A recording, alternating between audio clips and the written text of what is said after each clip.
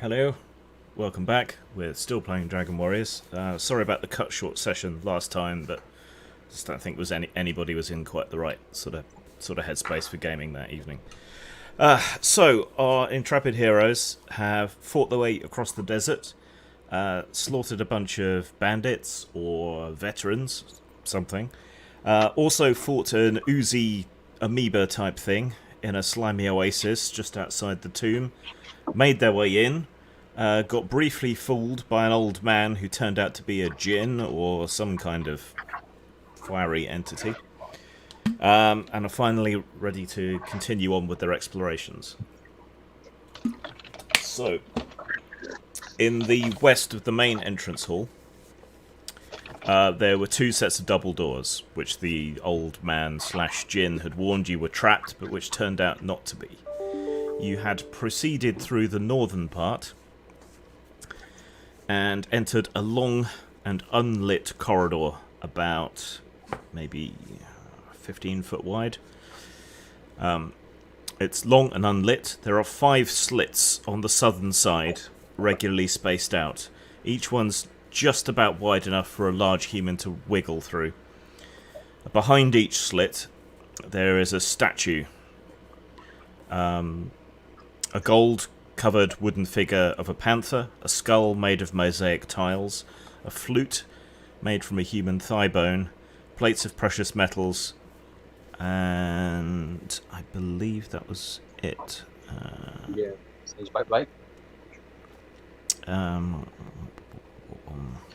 I'm having a little trouble visualizing what you've described as slits. So it looks, for example, like if you were on the inside of a defensive tower, you'd have an arrow slit that you would fire out from. yeah, it's more like a narrow sort of squeeze-through crawl space. And the crawl space we could not squeeze through because where there would be an otherwise empty opening is a statue that we can see. So where the statue is, it looks like the little slit opens up a bit more into a squarer room. You might be able to squeeze around the outside of these statues. So the statue is blocking the slit, is that correct? Yes, but you can see around the statues or the plates or whatever that the slit goes on a bit further into the darkness behind each one. Okay. Sorry, I missed one of them. So there's a gold-covered wooden figurine of a panther in the ancient style, a skull made of mosaic tiles, a flute made from a human thigh bone, plates of precious metals, and a large-eared, vicious, toothy-looking small humanoid.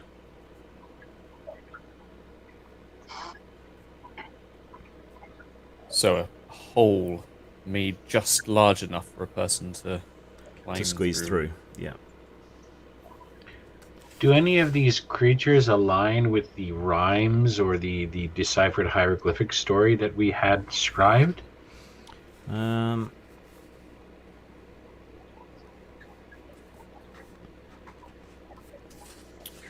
Astrogard thinks that these are principal deities of the cult.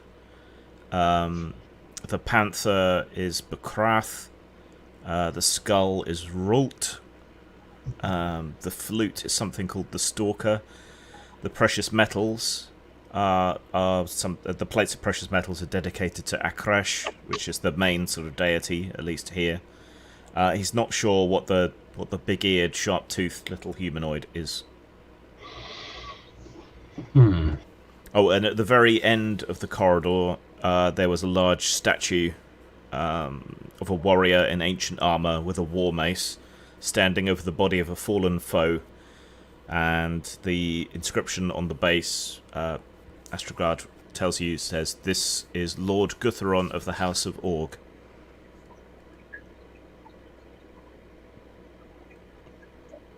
So we can see there. So we can see all these through the slits from the end of the passageway, or have we actually gone down? You have to go along the passageway to look down each slit because they're reasonably narrow. So the corridor terminates at this statue of Gutheron, and then on the southern wall of the corridor there are these 5 slits, one after another. So looking for traps now is somewhat redundant. Yes. Good to know.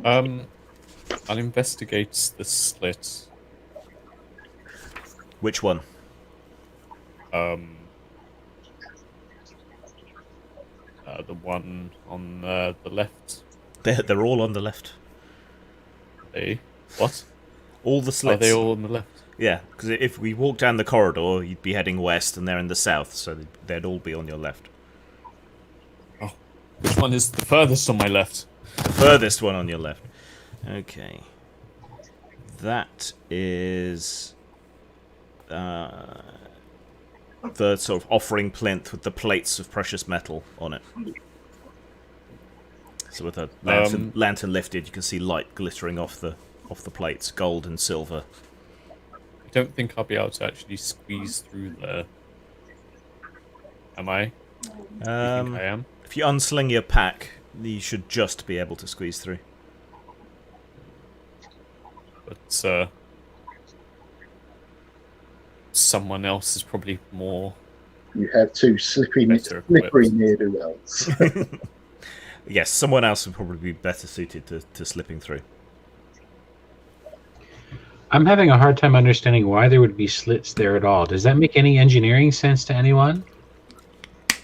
Do the statues look like they could slide back or forth on some kind of rail on the floor and block the slit? Or? It doesn't look like it. So the slit goes forward a bit, then it seems to open out into a slightly wider square chamber with the width of the slit all the way around the outside. There's a plinth in the middle of that square, tiny chamber, and then it's on the plinth that the statues or the goods are.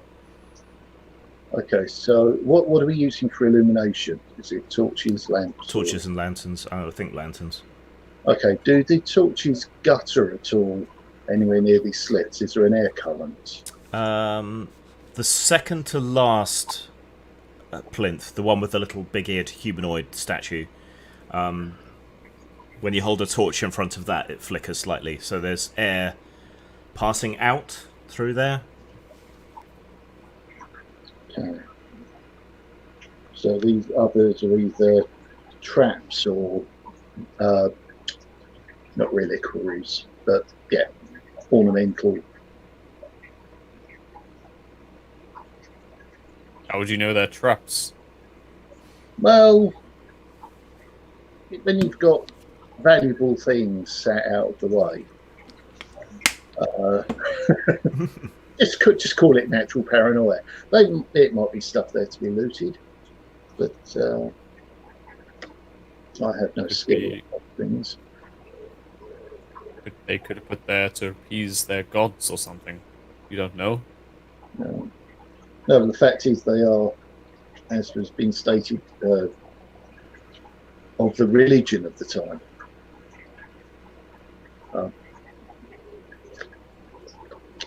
So, Zora, you're quite good at detecting traps, are you not? I am indeed, boss. And you're quite spry as well. Yes, boss. What do you think about squeezing inside there and keeping an eye out? Squeezing in through there and keeping an eye out. Keeping an eye out for Yes. what? You know, with pressure pads and whatnot. If you want me to look for traps, you just had to say so. If you use the magic words, I might do it. If you don't, I won't do it. Abracadabra. That's right. That's magic word. Yeah. Okay. I'll use Cyclops. Any illusions in the room, Grim? No. Any trippy traps, pressure pads, or anything using traps? Make a trap detection roll. Right. Which room did you want me to check first, Jack? The one where the breeze is, I think. Okay. That's Humanoid. 5. Psychic talent starts. 3. Okay. What is your psychic talent? 11. Right, so you slip through the little gap, and you pass close to this little statue. It's no more than 2 feet high, really. Just sort of curled up in on itself. The slit carries on behind the statue, and you can feel the breeze on your face. So it's basically wet my cooking then. Smuggling. Does it feel like outside fresh air, or does it feel No, like it's musty and quite rank. but no traps? No, Okay. just the slit Oh. carries on after the statue. Do I manage to get a quick glance of how far back it goes? You can squeeze around the statue and use your assassin's lantern. Yep. Yeah, it widens out into a proper corridor and heads south beyond the range of your lantern light. Okay, I'll squeeze back the way I came. Good news is there's no traps. Bad news is there's another corridor which... Sorry, what were you saying, Glenn? I didn't say anything. Good news is there's no traps. Bad news is there's another corridor which goes down for another 20, 50 feet to the south and very, very musky, as in not natural. And I don't like the smell of that.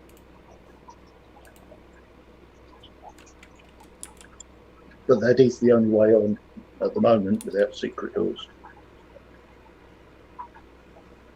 Oh, what in here does smell good? Nothing. Probably Right? The thing seems is, like a this- good. Yeah, the thing is, Celine, this place is not just a temple, it's also a pyramid.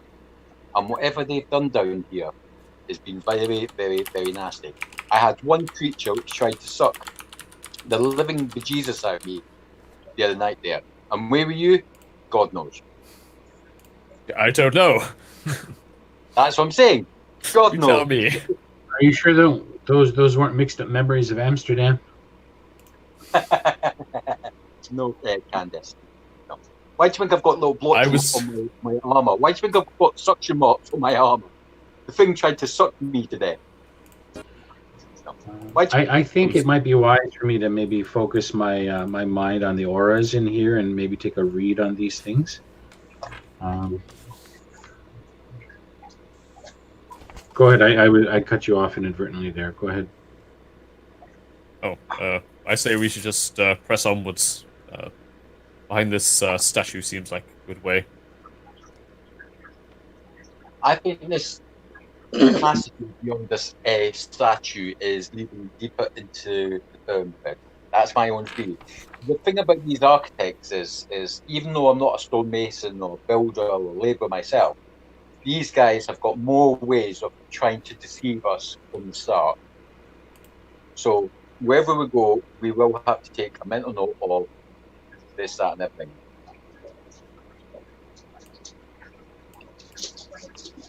Well, considering I'm recovering from a bout of amnesia, I think one of you lot is more suited to that. Oddly enough, I've been taking notes of names, which I rarely do. In any case, I think if I take off my pack and trail it behind me, I might be able to squeeze inside. I would say check this floor out before we come back and check that tunnel out, because the thing is we never know what's past that statue of that god taking down his enemy. So it's best to do a full sweep of one floor before we go and attack another floor.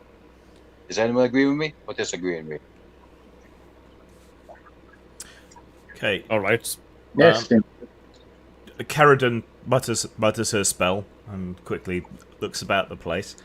None of these things appear to be magical except the little big-eared godling with the sharp teeth. That has a slight magical glow about it. And a stronger magical glow around its ankle. One ankle? One ankle. Okay. I will ease out of my trance and point almost accusingly at the little goblinoid statue or the little failing statue. See, that's the only thing that registers with my senses for anything enrobed in arcane energies. In particular, its ankle, and I'll point to the one ankle. I don't know if it's banded with something or made of a different colored stone or whatnot, but I'd examine it very, very closely, especially that ankle.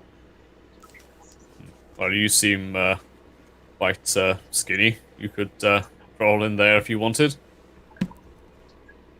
I'm not much a one for evaluating the integrity of stonework and statuary and mechanical death gifting treat boxes. Well, I'll tell you what. I'll do it, but make sure there's someone on standby with healing.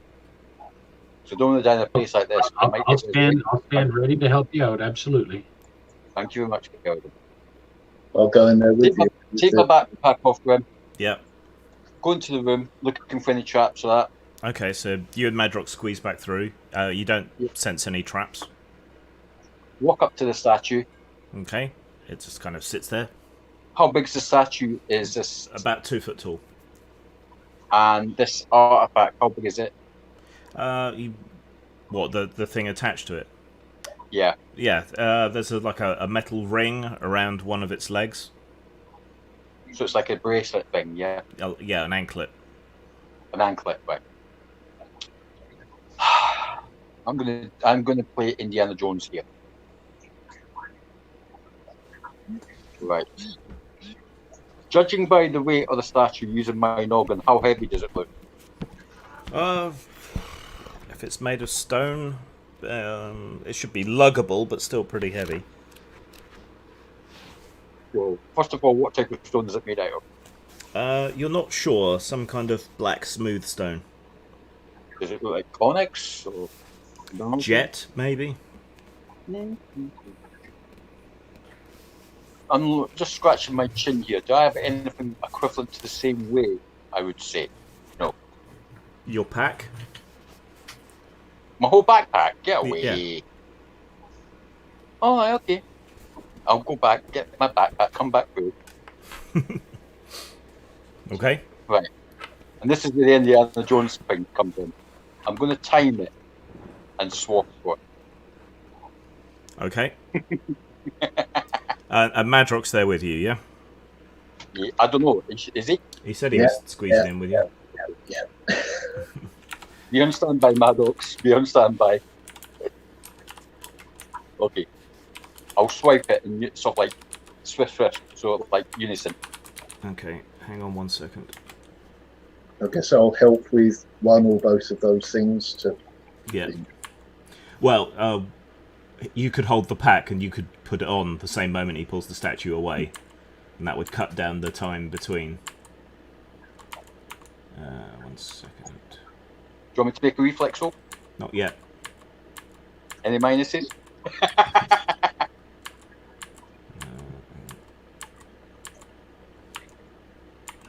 Oh. I can just see Cesaro as Indiana Jones here. Rubbing his chin, sizing it up. Yeah. I'll find you a hat. Hats off the poofs. Okay. Right. So you get ready. You're just about to grab the statue when its eyes flick open, and you're suddenly engulfed in darkness. And yeah, those of you outside, there's just this sudden zone of inky blackness, and all the torches and lights within that zone go out within about 10 meters of the statue. Right. What's Cesaura's magical defense? 20. Magical defense. No, I'm only joking you. 9. 9. Okay. Yeah.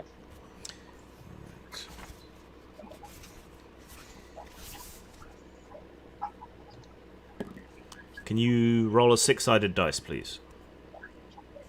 Odds or evens? Just tell me the number. 2. And can you roll 1d10, please? 3.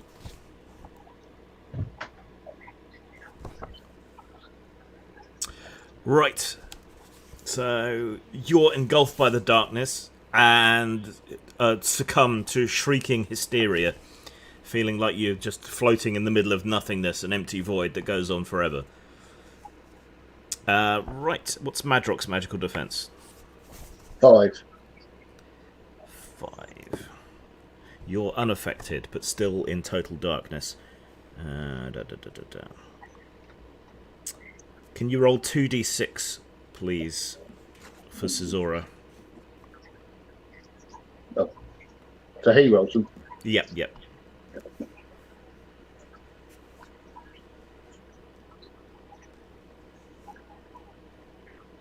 Caesura? Yeah? I thought you were rolling them for me. No, sorry. you want me to roll 2d6. 4. 4. Two little Okay. dots. You're paralysed with hysterical fear for 4 turns.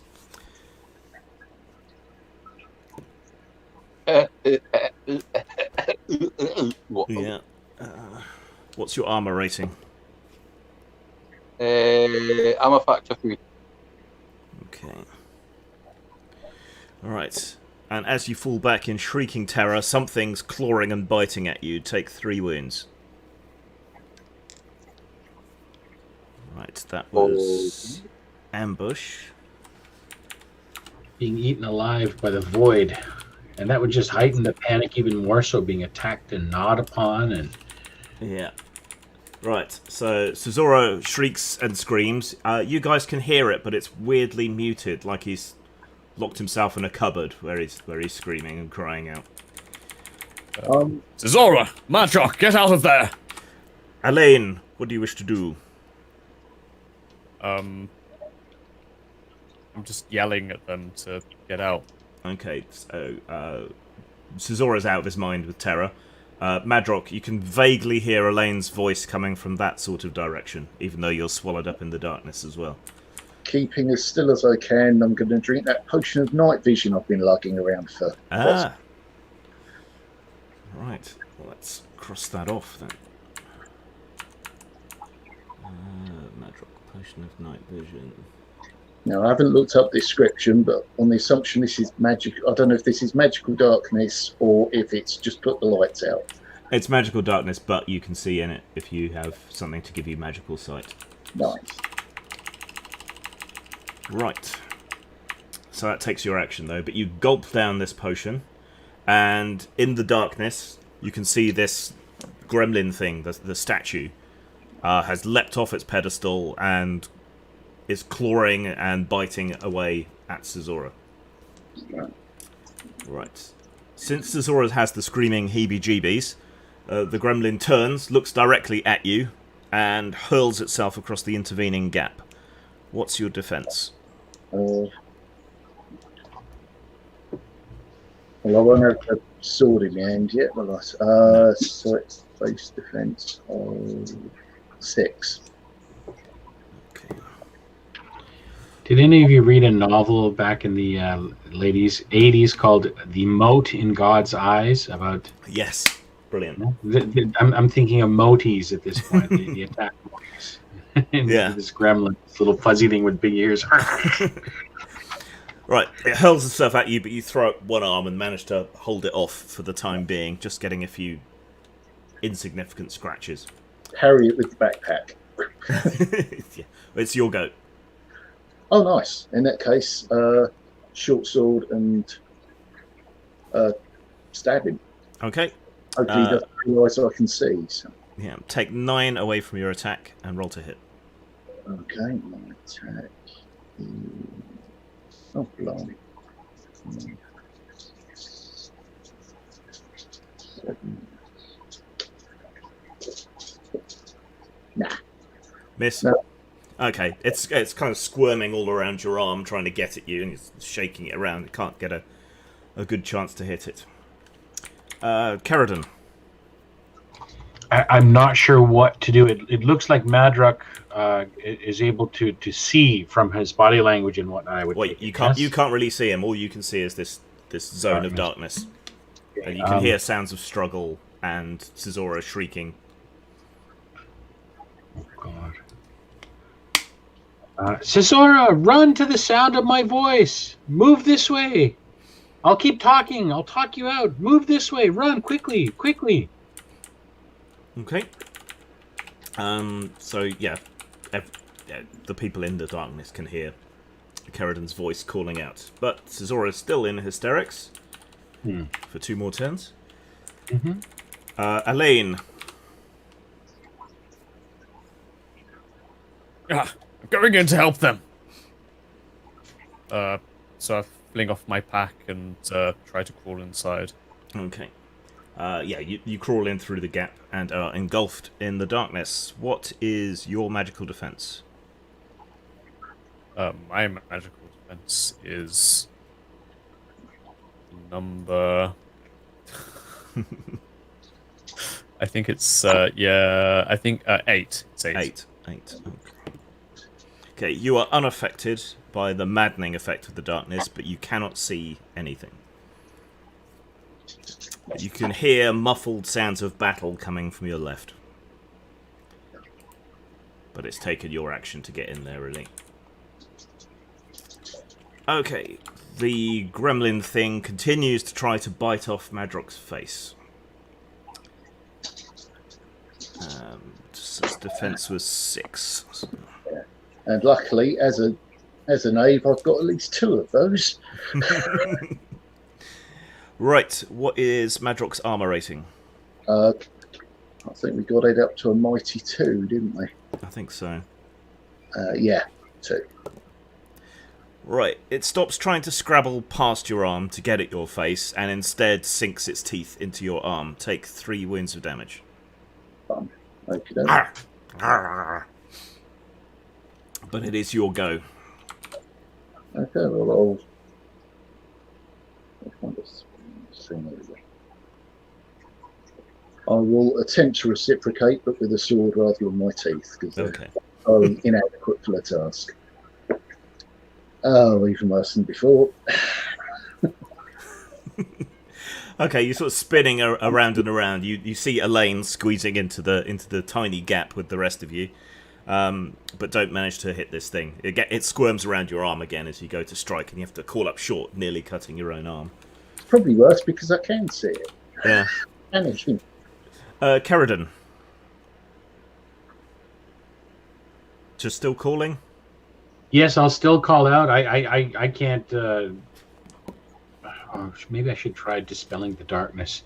I'll try maybe that. You can cast magic missile at the darkness. Yeah, I was just going to say that. Where is the spell here? Dispel magic, 5 meters, removes magic of lower MP. It's a rank 6 spell. A rank 6 spell.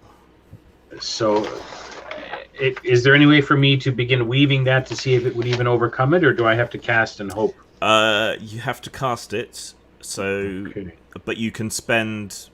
So you have to spend equal to or more magic points than the spell has power. And there's no way for me to suss that out beforehand? It's just a kind of a blind bid? Yeah, unless you learn a lot about magic, but you don't know much about this kind of magic, so... Okay,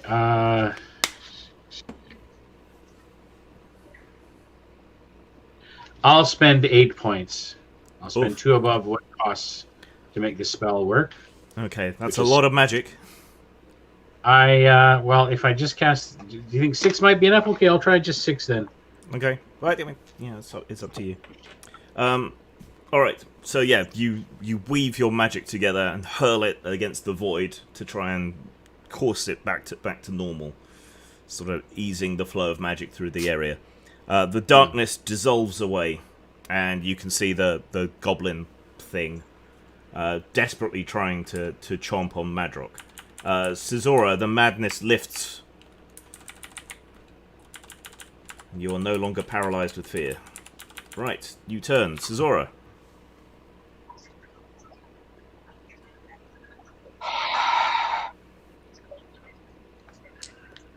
Time to break out the digits.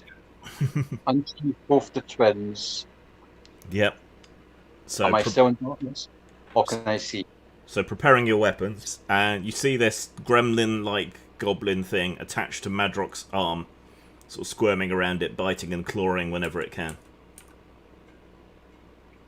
Oi, ugly! I'll shout at it. It briefly turns its head towards you and hisses. Come and get them. I'll go on a defensive pose and wait for it to time it right to slice it and dice it. Okay. Elaine, the darkness lifts and you can see this thing clinging to Madrock. And Cesaro shouting, oi. Yeah. I'm going to draw my sword and what's the word? I don't want to swing it at Madrock. I'm going to attempt to sort of lay it onto this creature's back and then draw it down to slice it through. I assumed you already had your sword out going in, so you can attack. Make an attack roll at -5.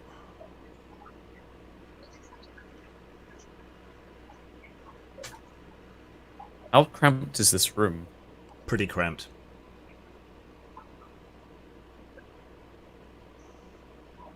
Oh, and I miss. Actually miss. Wow. Yeah. Okay, so you jab out towards the thing, but it's running around over Madrock and appearing here. There's not... I assume there's not much space for us to maneuver as well. No, not a great deal. Right. The gremlin continues its nefarious assault on Madrock and strikes him again, but doesn't get through his armor. Nice. So it squirms around behind you and tries to bite you on the arse, but just hits the sort of hanging part of your armor. Ah! Peh! The improved arse flaps. Yeah. And it's your go. Excellent. Plus 2 chaps of binding. There we go. Nice. 3. So that's got to get through. Yeah, because it's only got 4 defense to put against you. So that's a hit. Roll for armor penetration. 8. And damage. 8 again. Okay. That's with the +2. Yeah. Okay, you land a telling blow on it while it's spitting out pieces of your armor. You manage to twist around and stab into it against the wall. It's surprisingly wiry and muscular, and its skin seems quite thick and tough, so you don't get as good a strike as you thought you were going to, but it does bleed greenish goo over your sword and over the wall, and drops down to the floor with a hiss. Spitting. Keridon. I am going to stand my ground and observe in case I need to sling a bolt at it. I suspect everyone armed is going to be able to end it soon. Yeah. So I will observe the immediate environs for sneak attacks or shifting traps or any of the other statuary coming to life or anything like that. Yeah. So keep an eye just in case. Right. New turn. Cesora. This entity thing's on the deck, yeah? It's on the floor, yeah. Is it squirming about in pain, or is it just... It's hurt. It's bleeding, but it still seems able to move and attack.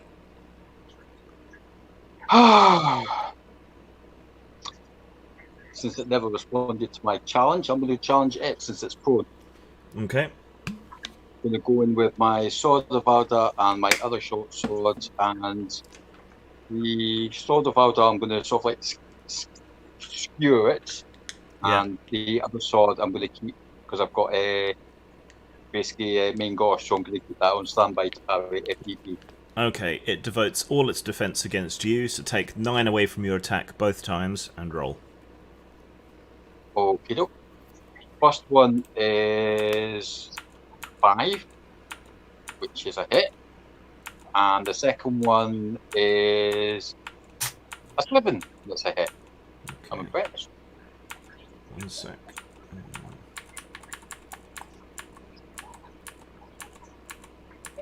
Because my attack's 20.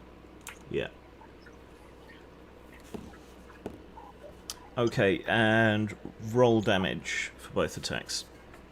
D8 plus 4 for the Sword of Varda. That is 7 for the first attack. Okay.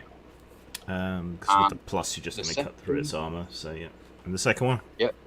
And for the second attack, That's 6. Okay, right. So yeah, you move forward, sort of squirming around the small gap that you've got, and sort of stab down sideways with both blades and pin it to the ground. It squeals and dissolves into a greenish goo, leaving its anklet on the floor, which shrinks down to the size of a finger ring. Okay. I'll bend down with my swords, pick up the ring with my bladed end. Yeah. Bloody gremlins. Oh, But it is dealt with, and you have this ring, whatever it is. how bad am I going? Out of a scale 1 to 10. How what, sorry? How mauled am I out of a scale 1 to 10? Well, you tell me. You note down how many wounds you took. Right. Well, first of all, how much did I heal last time I was... did our combat mage heal me at all last adventure? Because he said, I think he did. I'm not too sure. I think you were back up to 11 hits. Yeah. And then you took some just now.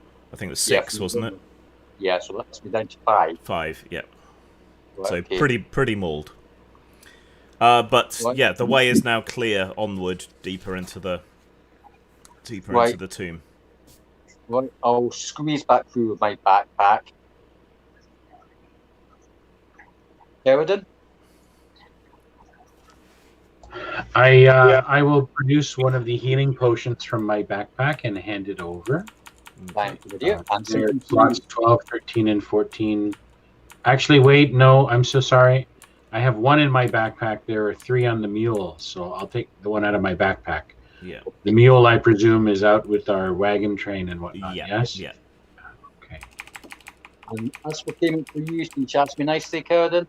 For you. I'll put the ring in your hand. And I'll drink the cooking drink. I guess I'll carry it. Perhaps I'll try and suss out what it does later on. Yeah. Yep. But yeah, I'll wrap it up in a bit of fabric or cloth and tuck it away into the slot where the potion used to be. It's made of some kind of black metal with a slight oily sheen on it, and there's a closed serpent's eye depicted on it. And I'll drink that potion. Okay. Yep, so you're back up to 10 hit points. Cheers. Did anyone else need any healing or doing anything else? No. Okay. Well, I took some scratches. They're only bad because I've got such low health anyway. As long as you don't turn into one of these gremlins, Maddox, I'm happy for you. Yeah, I hadn't actually considered that, but thanks for the always No appreciate. problem, Maddox. No problem. Well, you can wash your wounds with water and then bandage them up. That'll have to do for now. And wine. Sounds about right. Yeah, I'm up for a drink. Is anyone offer? Right, what now then?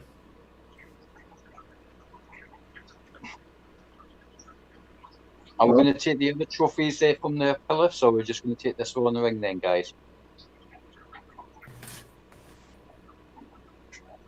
Should probably investigate the rest of this level.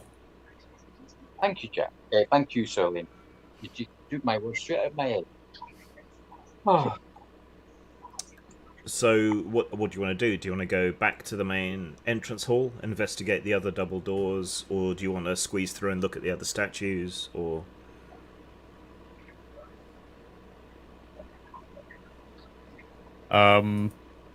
I'm pretty good with the statues. Just what do the other people want to do? Well, means we're not. I think we should finish examining these as well to see if they have if they serve as plugs to anything going perhaps down below. Okay. Remember, You investigate them one by one. They do have small crawl spaces behind them in each case, but they don't go as far beyond as the tunnel behind the gremlin statue. There's remnants of what was perhaps offerings to these statues or gods. So the remnants of very ancient dried flowers, rotted away food, things like that in the crawl spaces behind. So it looks like this was a place for votive offerings to one god or the other. The other figurines and things are all portable if you wanted to take them with you, but most of them probably aren't worth that much, save to collectors. apart from the precious metal plates, which is probably worth about a few hundred florins. Well, that's a potion. Why don't we consider that on our way out, rather than trudge further on with any of it burdening us down and reducing our ability to perhaps carry something more important later on? Good idea. I'll carry them then. I'll carry them. Right. Okay. So with those investigated, you return to the main hall and check the other set of double doors, which you'd also ascertained were not trapped. These open out into another rectangular chamber, almost a corridor, but not quite. This is kind of next to the Androsphinx. Set into the southern side of this chamber is a 1.5 meter high altar. In front of it is a large pewter plate with ancient desiccated dried meat and other offerings laid over it. There's a thin layer of dust covering everything. And there's more ancient Kaikaran script etched into the plinth.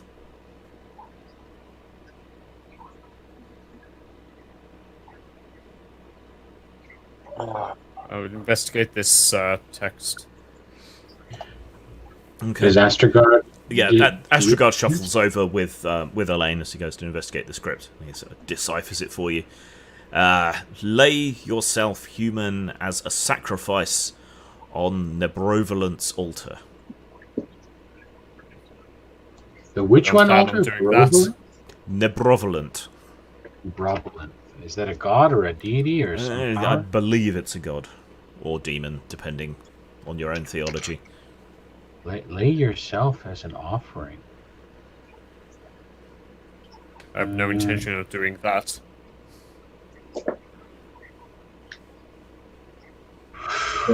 The other offerings that are there don't indicate bodies or sacrifices. No, it's just animal meat and various other things. Then behind the altar, there's more writing and friezes, a lot of gold leaf and semi-precious stone set into the walls, depicting various deities. So, any of these show what? Do any of them show the scene in this room? What would have happened if someone laid down on here? No, it just seems to show sort of gods being beneficent, sort of offering crops and aid and healing the sick and that sort of thing. So it seems to be what's supposed to happen when you make offerings, you think.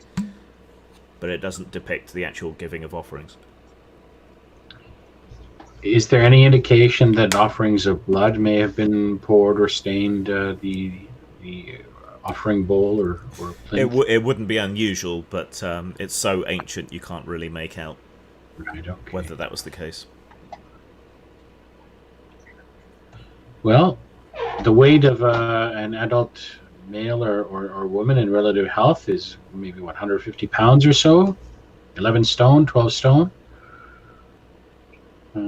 Perhaps we should see what that amount of weight up on the offering area does, if anything. You're willing to lay on there yourself if you wish.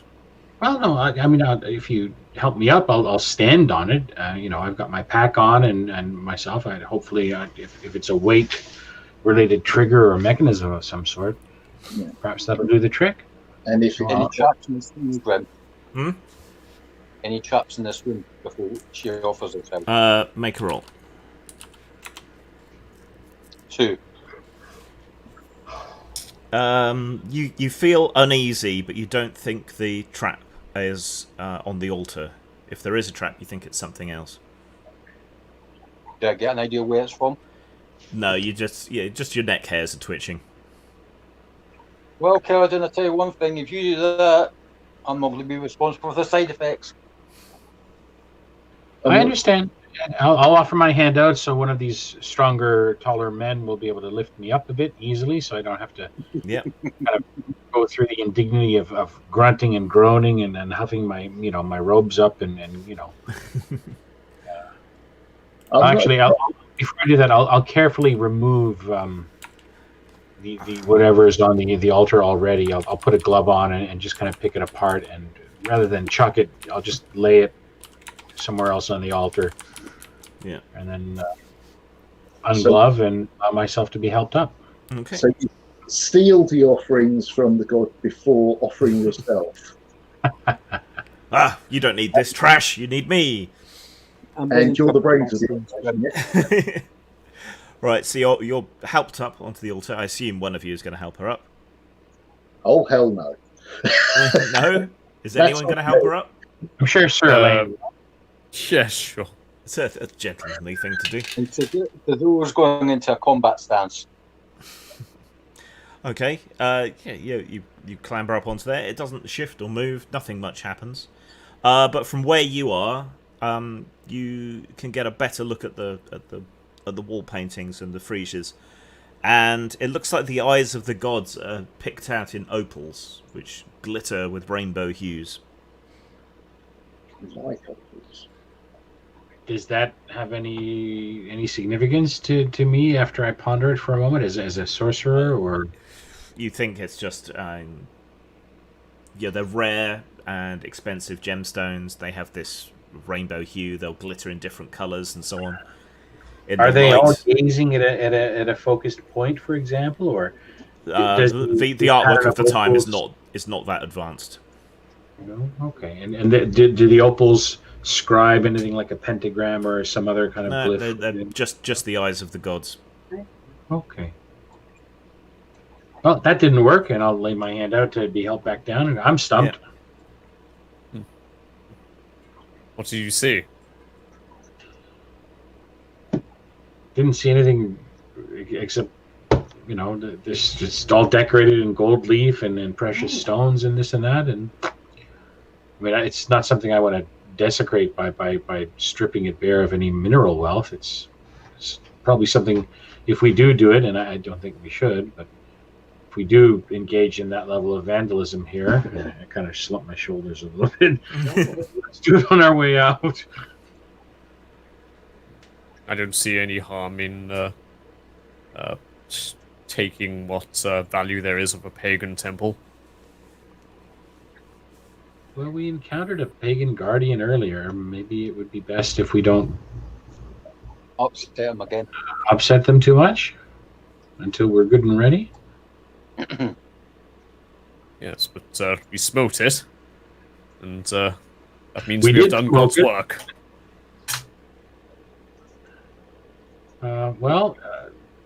If you want to gouge the eyes of the gods out and take their opaly sight, be my guest. Again, fond as I am of opals, leave it for the way out. Yeah. By the time you come back out, they may have been replaced with Starburst, which used to be called opal fruits. Yeah. I Elderly just British looked up joke. online what opals really look like. They're fucking beautiful. Yep. Oh my! For what it's worth, in the pound stores, then they're doing packets of opal fruits. Oh, are they ever trippy and psychedelic? I like them. Yeah, cool. Right, so there doesn't seem to be any way further on other than to squeeze through that tiny gap and down the corridor there. Okay. Right, Let's do it. so Elaine in the lead, Okay. and Cesora bringing up the rear, or the other way around? I'll get the Okay.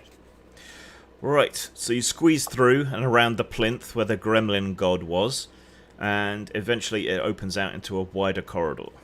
And so you wait for the rest to catch up, and there's enough room to hoist the lantern above on the standard, and creep your way along the corridor.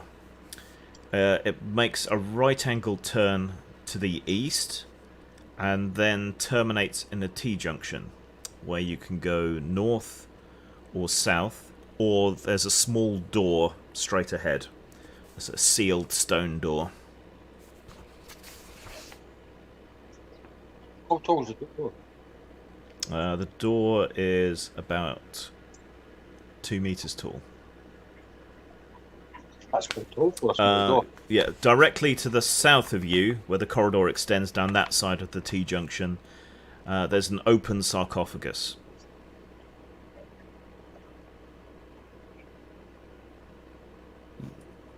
Is there any writing on the sarcophagus or any Egyptian so-called scriptures or anything on it? There's writing on every single inch of every wall throughout this complex, so...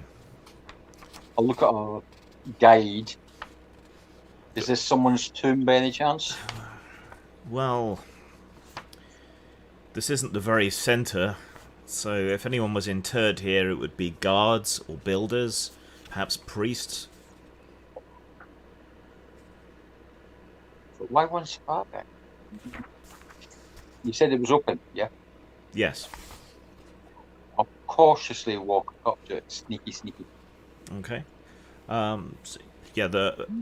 So at that corner, the corridor makes a turn to the east. The sarcophagus is in a sort of hollow in the southern wall. Yeah, it's a big stone sarcophagus, but it's empty and open. Okay. Curiosity skinned this is over. Prize myself looking into it. Okay, it's empty. Any hidden compartments or anything? You feel around the inside, but no. Just like At the bottom of it, there is an ancient, dried out and rotted away wooden hammer and a bronze chisel. uh-huh.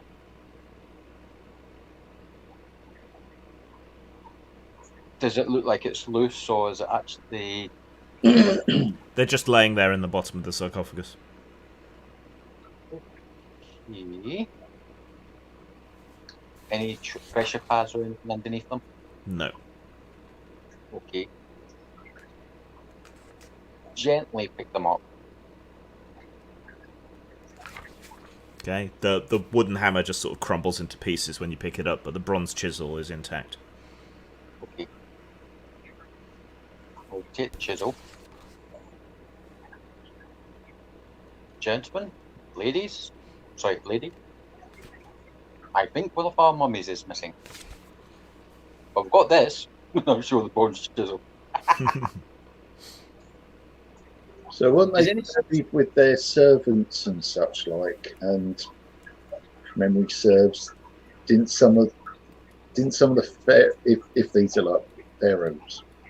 Yeah, the pharaohs were buried with their the legend goes, but all pharaohs were buried with their courts, their mason, their guard, the loved ones.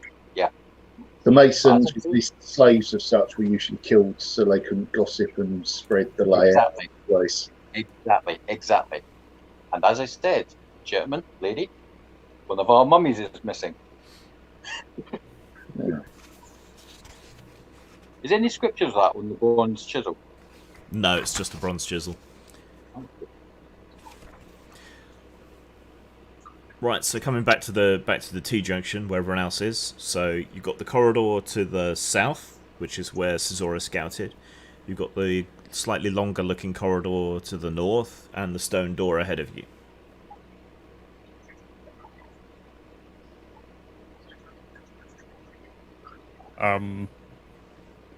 I'll investigate the stone door. Okay.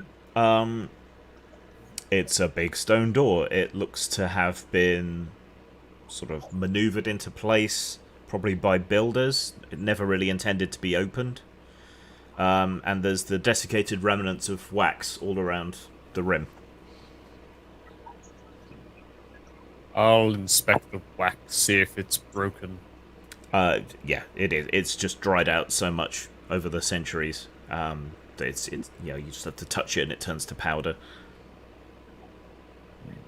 It was I wonder probably why they wax. It was probably intended to show whether anyone had disturbed the tomb.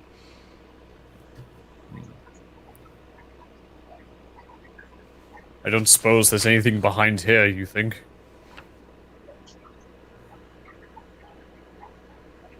I'll total up with him.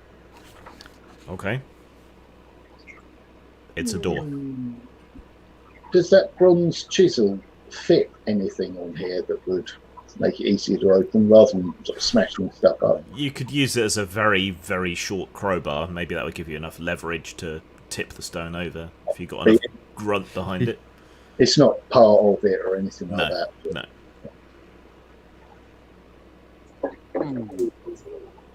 Well, it's sealed at the moment. Shall we check out the open stuff like corridors and passageways so we get a layout? All right. Because Like a, if nothing's gone through that door, that's a safe thing at the moment. Right. More worried about a wandering mummy. That's what I Let's said. let's take the left passageway. Because that's the rules. Okay, so you carry on past the door northwards up the passage, and this terminates at another sarcophagus, which is also open. There's no body in there, but this time there is the dried up, desiccated remnants of a whip laying in the sarcophagus. The corridor turns at right angles to the east from here. So Quick question out of character, Grim. Mhm. When we were at the last place, I took that arm bracelet thing. Did I ever find out what it did? No. Right. Because it's not on my cat sheet, but I do remember picking one up. Yeah. the fish scale one. Yeah, the fishy scale one, yeah. No, you didn't get that. Where it was redistributed in the treasure. I think Becca got it. Bloody flipping me up, Becca. Yeah. Why did she get all those spoils when BB off? Well, because they played in that game. So anyway, so what do you want to do? Carry on to the east?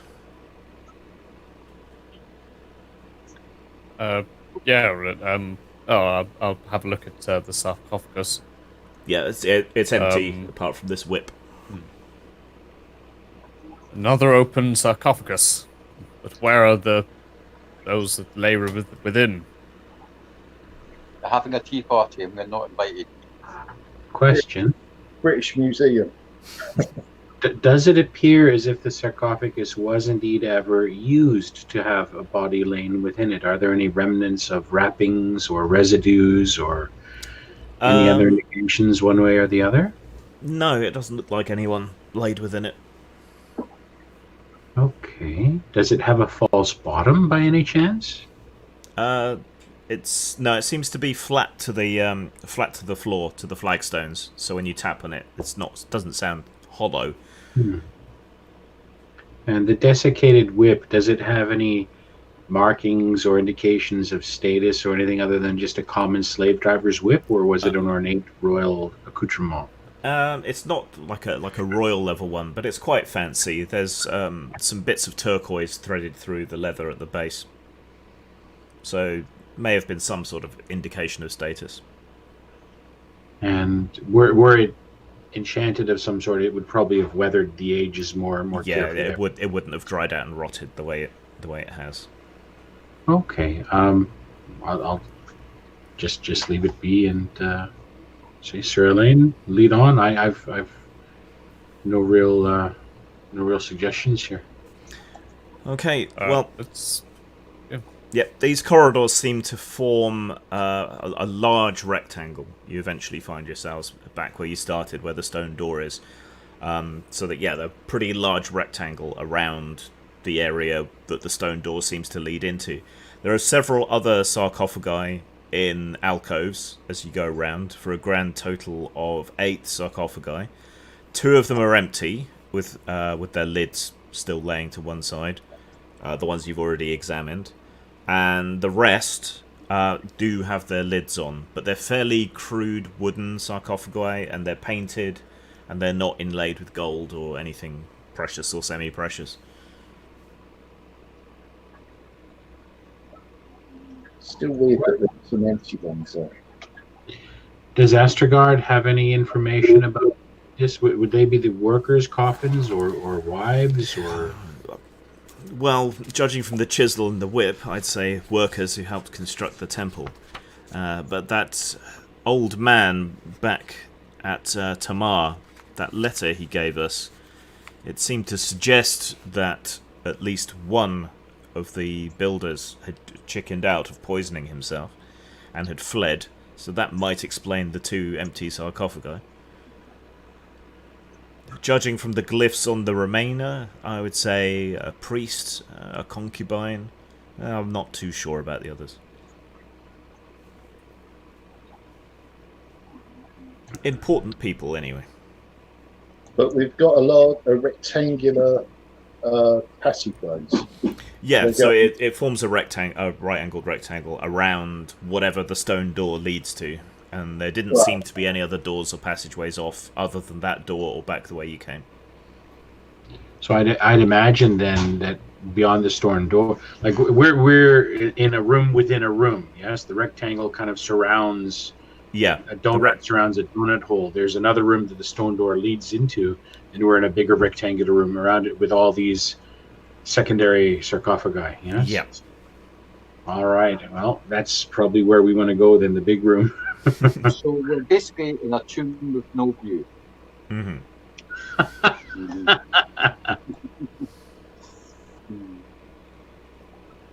God. So I reckon behind the big main door is the big cheese. Could very well be, yeah. Why don't we have Sildora and Madrock examine the door and maybe find out if it's locked or otherwise threatening, and maybe we array ourselves ahead, right? Semprino and Ubertino have them ready, their bow and standard. This isn't the sort of thing that could be picked. I think they're looking. No, you're gonna have to brute force it.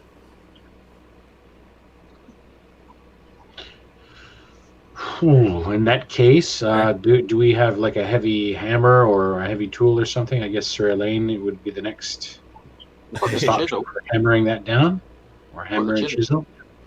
Could we not pry it rather than make lots of loud banging noises? Can we inch it open rather than smash and... Okay.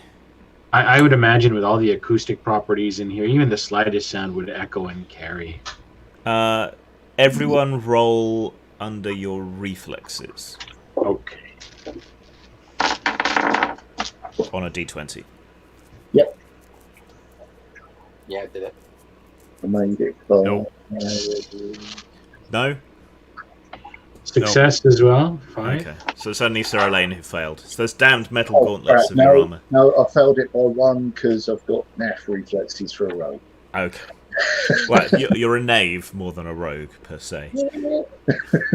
Right, you carefully lever the door open using the bronze chisel and the magical weapons that won't snap.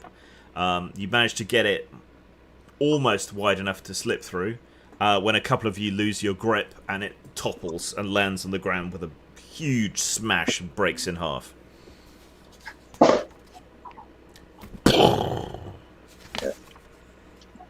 Stop yourselves.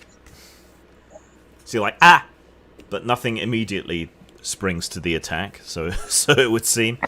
Right, you're in an interior chamber about 20 meters long by 10 meters wide. It's more finely wrought than the rest of the tomb or temple that you've seen so far. There's an awful lot of gold leaf on the walls, glittering away. It doesn't seem like it's been touched in millennia. In the center is a black basalt sarcophagus. And all around it are piled up offerings, but they don't particularly seem to be treasure. They're mostly sort of painted wooden models of chariots and ships and buildings, things like that. Not actually worth a terrible amount by themselves. Is the sarcophagus closed or is it open? It's closed. Right. And the lid fits with sort of barely a hairline crack around the outside. Using my spider sense, any traps or anything in this room? Make a psychic talent roll. That will be 8. 8. So that's under your psychic talent, isn't it? Yep. Yes, you're getting very, very bad vibes from the sarcophagus itself, and it feels like there might be a void below it, a pit, perhaps.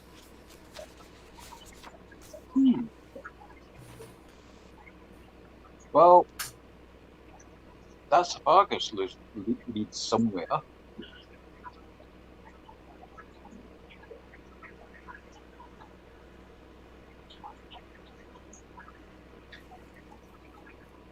Is there any other doors in by the way we came in, or is this the No. only way in? This is it. I wonder if it just leads to a deeper level of the complex. What's right Seems there? likely. I'll just walk up and investigate it. Okay. You stroll up to the sarcophagus. I mean, it's grand, but it's fairly plain. Yeah, just black basalt, vaguely carved into the shape of a person. Does it look fake? Perhaps we can. No, it looks pretty solid. It's just weirdly unadorned. Perhaps we can move it.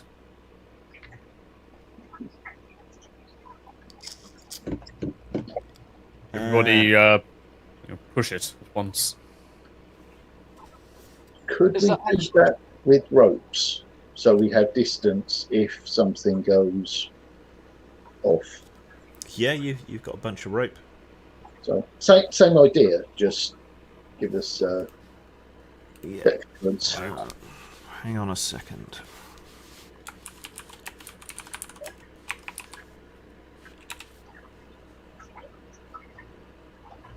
Okay. Can you tell me your strength ratings, please? 12. 12. Okay. What's 10, Madrock's strength? please. 10. Okay. Keradan's strength? 11? Okay. And Caesaur's strength? Maggie's 10. 10.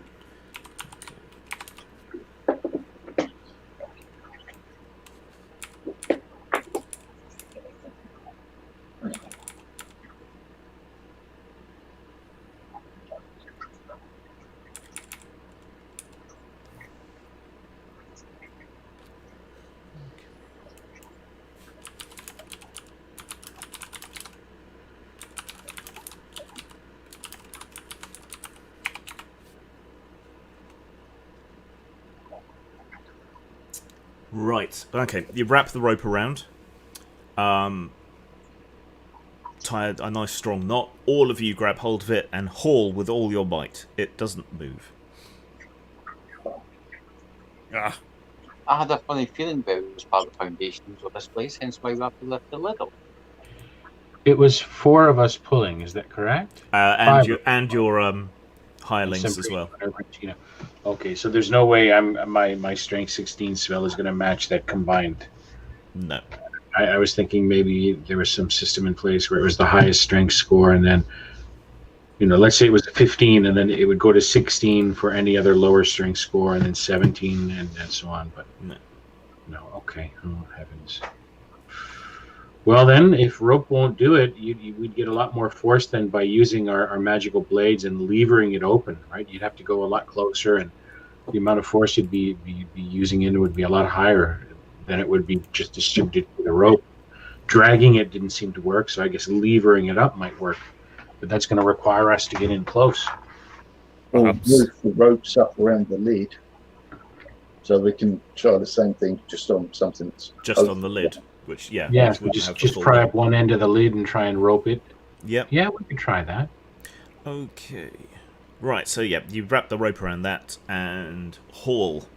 The lid is much less weight than the whole thing put together. I thought it was open. No, not this one. And with a couple of heaves, it slides off. There's a spray of liquid and vapor from inside the thing. that surrounds the area around it and burns through the rope like acid. Ugh. And then from within, a sort of slimy, black, shadow-wreathed body rises up out of the darkness within. So, I've got your initiatives. I'm glad I didn't try to prop that open with the short sword. Suppose good thing we didn't push it with our hands. Right, But so also, mummy! So, No, yes. Or something, isn't it? Spirit? Yeah. So this thing rises up, all black and slimy and wreathed in shadow, and reaches out one sort of pointed claw towards you. Cesora, you're quickest to react. What do you want to do? Attack it once and go into a combat pose to counter attack. Well, you were hauling the rope, so you have to ready your weapons, but you can move as well. Yeah. So where do you want to move to? Most preferably behind it. Okay, so yeah, you move around the room trying to get behind it. Okay, 1 second.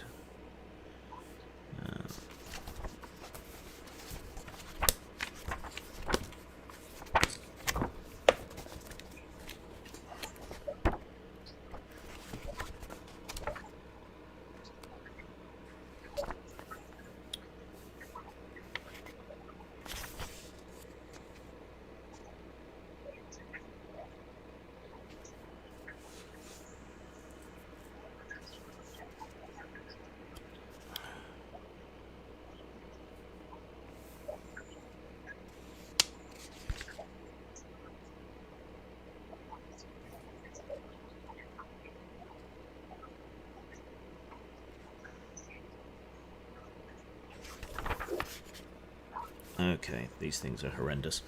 Alright. Yeah, so Cesora draws his blades and sprints across the side of the room to try and flank on the thing. Elaine. I will draw my short sword and shield. Okay. Stand at the ready. Yeah. Let's protect the others. Madrock. Sidestep to sort of scatter a bit and throw a dagger. Okay. So I've no intention of going hand to hand with that thing. What dagger is it? Is it one of your magical ones? Or? Ones, yeah. Okay. Take 1 away from your attack and roll to hit. No, so a ranged attack, isn't it, actually? Thrown, so... Okay, just roll under your attack on a d20. A 3, so, yep. Okay. No armor, Oh, nice. so roll damage. Now, for thrown, is it D4? I can't remember if D6 was just the... D6 was close combat, I think. Let me find I it. was getting them made specifically for throwing. I don't know if that makes a difference. Don't think so. At least not yet. Dagger, d6 damage, yeah. Wait. So it's still d6 damage, but it's less armor penetration when it's thrown. Oh. 3, 4. 4. Okay.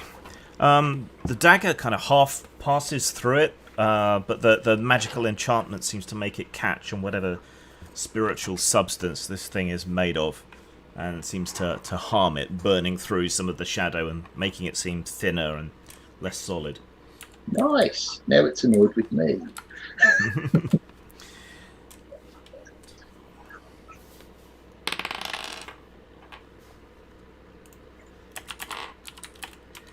Right. It remains where it is, but tracks its finger across to point at you. And you can see its sort of skeletal mouth moving as though it's chanting something, but you can't actually hear it. Kerridan. Okay, I am going to unleash a bolt of dragon breath at it. Speed is 12. Okay, so roll 1 to 8 to hit. All right. 5. Nice. Okay, and roll damage. D6 plus 1. Okay. I'm sorry, D6 plus 6. 11 points total. 11 points. Okay. And that's 1 magic point spent. Right. The flames engulf it and seem to burn it, even though it has so little substance. It shrieks as it goes up in a sheet of fire, and when the fire subsides, it's gone. The flames burn for a bit longer in whatever residue there is in the sarcophagus, and then slowly gutter out. That was magical spent. I'm surprised it was destroyed with that one bolt.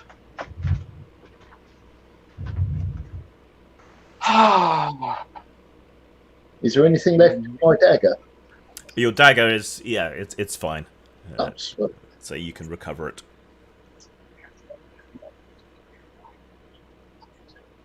Is that acidic spray still working its way through the matter there? Is it still active? Any indication? It seems like the fire burned off the rest of it, just leaving a Okay. sort of foul chemical-smelling residue. Ugh. Well, gents, it's ripe for more prodding and poking. Well done, Karazin. That was luck. Like the bolt of shadow I unleashed before, it was an absolute grand act of luck. God's on our side. So, what is inside this? Okay, so there's more of this blackened residue, but the sarcophagus is cracked in the heat of the dragon's breath, and it's partially cracked across the bottom. And from the bottom, you can feel a breeze of air as air equalizes between the different sections of the temple. So it seems like there is a hollow space beneath this thing. As I first assumed. Time for a bit of smashy. Does anything have anything large enough to crack stone?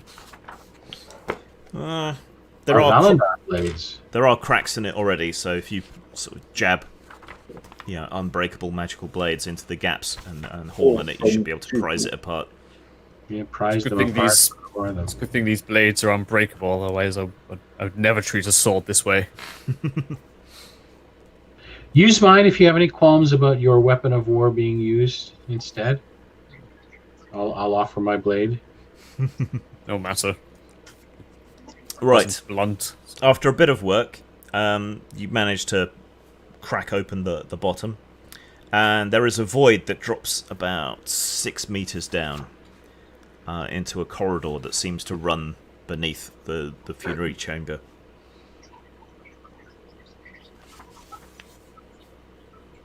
Looks like we're getting to the real interesting part of the complex. Let's fix up a descending rope. We'll maybe anchor it to the base of the sarcophagus here and Yep. throw it on in and prepare to descend. Okay, who's climbing down first? I'll give it a go. Yeah, that potion will have worn off by now, won't it? Yeah, that will. That's a shame.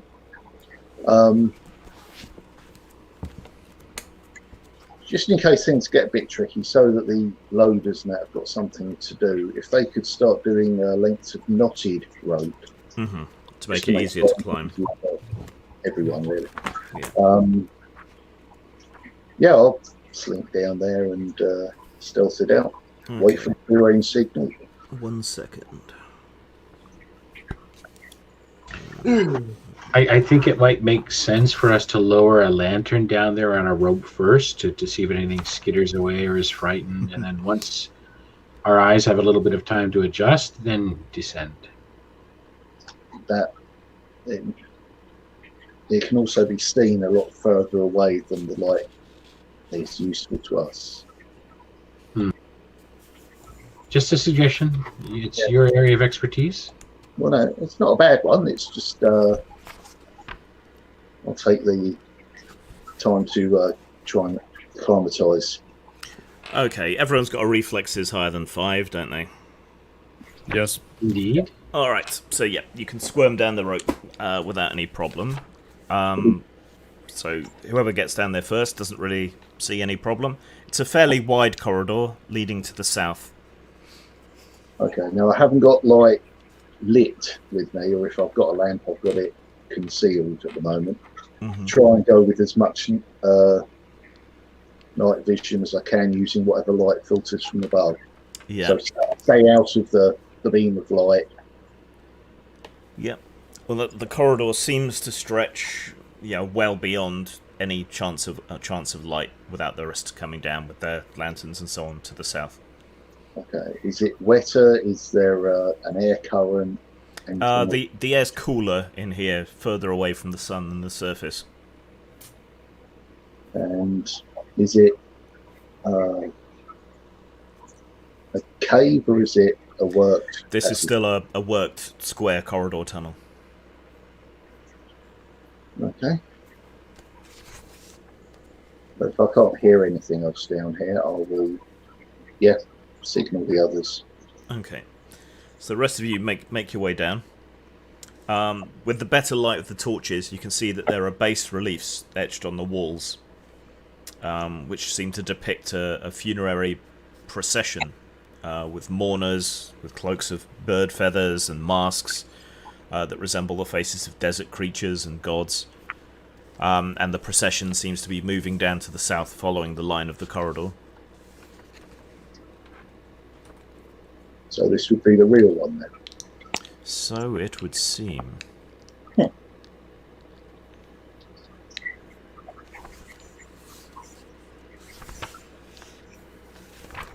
I thought that was blue string licorice just for a moment, but it's your headphone cord. Right. So I take it you're going to follow the corridor because you don't have a great deal of choice other than back up the rope. Indeed. Yes. Right, so you follow along, following the bas reliefs of the funeral procession. Eventually it comes to a T-junction of a corridor that seems to be a bit lower, and in the difference in heights, there is a huge graven image of one of their gods, Akresh, you believe. And that god has a huge black glittering gemstone set in its forehead.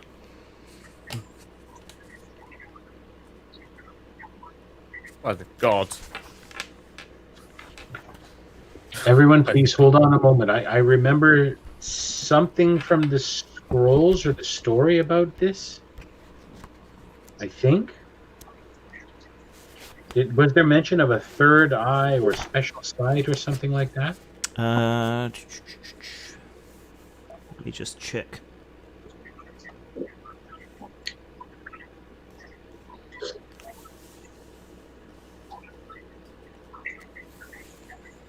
I'm not seeing anything. Oh, it's mention of the lady's merciless eye, which may refer to that. Yeah, but Akresh is Akresh exclusively male or one of these? Aspergard. What about gender switching for Akresh? Was it ever? Does it have a feminine or a female form?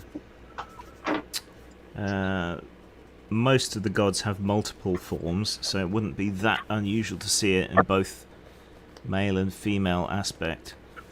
Does the statue have boobies or anything?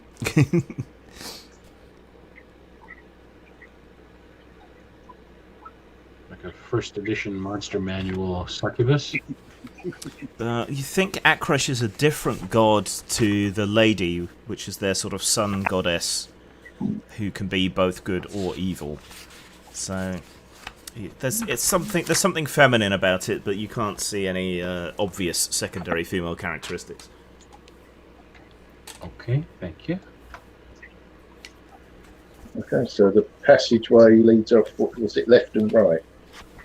Once. It's a T-section. Yeah, it ends at a T-section going east and west once you pass beneath this sort of overhang. Which one's Akresh, or the head of Akresh going? It's just over the difference in height between the corridors. All right. Damn it.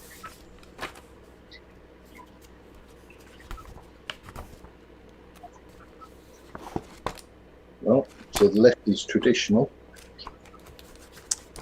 It is. Who's in the lead? No. I could take the lead. No. My bookmark fell out. Give me a sec to re-find the adventure. My shoes fell off. The bunny people have stolen my shoes. Here we are. Gosh dang it. All to heck. Okay. Sorry, so who was in the lead? Me. Right. As you pass under the image, there is a flash and a bolt of darkness sparks out from the gem towards you. You will have a chance to avoid it. Does the spidey sense of Caesura, Caesura, sorry. He didn't specifically check. So. Ah, right. And I suppose it wasn't pointed at him. Well, yes. Let's see. What's your evasion as Sir Elaine? 7. 7. Let's hope it's not a transforming ray and Sir Elaine will suddenly be turned into a little Gilbert Gottfried-like demon.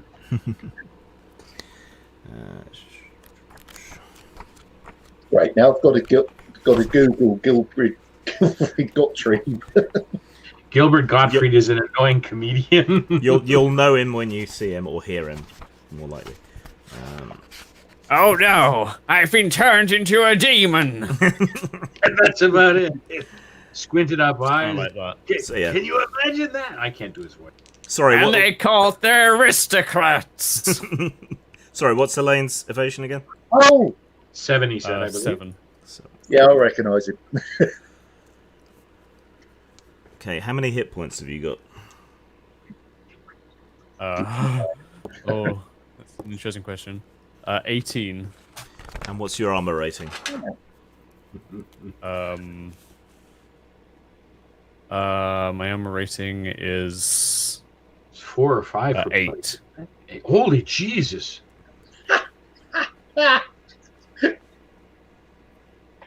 Yeah, because that's with the shield gives you a bonus, doesn't it? And it's +3 armor. No, +2 Yes. armor, I think. Yeah, that's horrendous. Yeah. Right. So this bolt hits you. There's a rumbling like an earthquake as it strikes, and you take 13 wounds of damage. Ooh, bloody hell. And are knocked flat, blown off your feet. And that was after taking his armour off. Yep.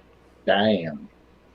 The gemstone has disappeared, burnt itself out in the blast, and there's now a crack in the ceiling where it was. Everyone takes a step back. Like, ooh. I did say there was a good shot down here somewhere. I don't suppose the legend said anything about the gem doing that as well, did it? No. Well, I'll tell you what, I've got a couple of healing potions in my pack. If you grab one of those, and I'll take time to change my trousers, because that was... Oh, So... You know what would be an amazing magic item in this kind of setting? An embroidered and enchanted cloth sheet or you know, a hanky that would unsoil itself at just a flick. So you can use it and just kind of rat tail it away, just have all the foulness, leave it, and then use it again. That would that would be just. But you could sell that to mothers for generations. Sure. Right, so necking a potion will get you back 7 health points. So I lost 13 Yes. and regained 7, Mm-hmm. which means that I have 12 missing health. amount of yes. I did that with my head. Bravo!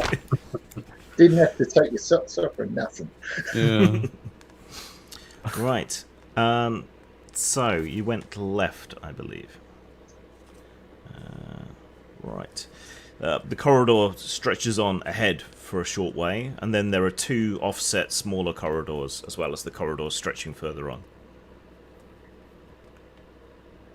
Of course. Okay. So you can take the left or right turnings, or carry straight on. Do the pictures on the walls give any hint? They seem to be processing in the sort of easterly direction, straight on. Okay. So do we check these others to make sure we don't have anything coming up behind us, or do we go on?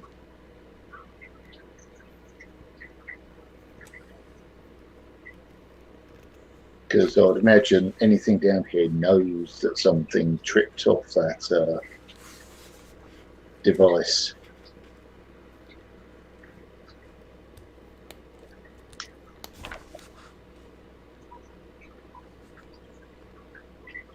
Anyone? Anyone? Bueller? I just wanna check something. Okay. So when my armor factor took away from the amount of damage I took, Yeah. like directly, Yeah. so 8, and I took how much damage in total was it? You took 13. 13 plus After your 8 armor. is 21. 21. Yeah, that would one shot practically anyone.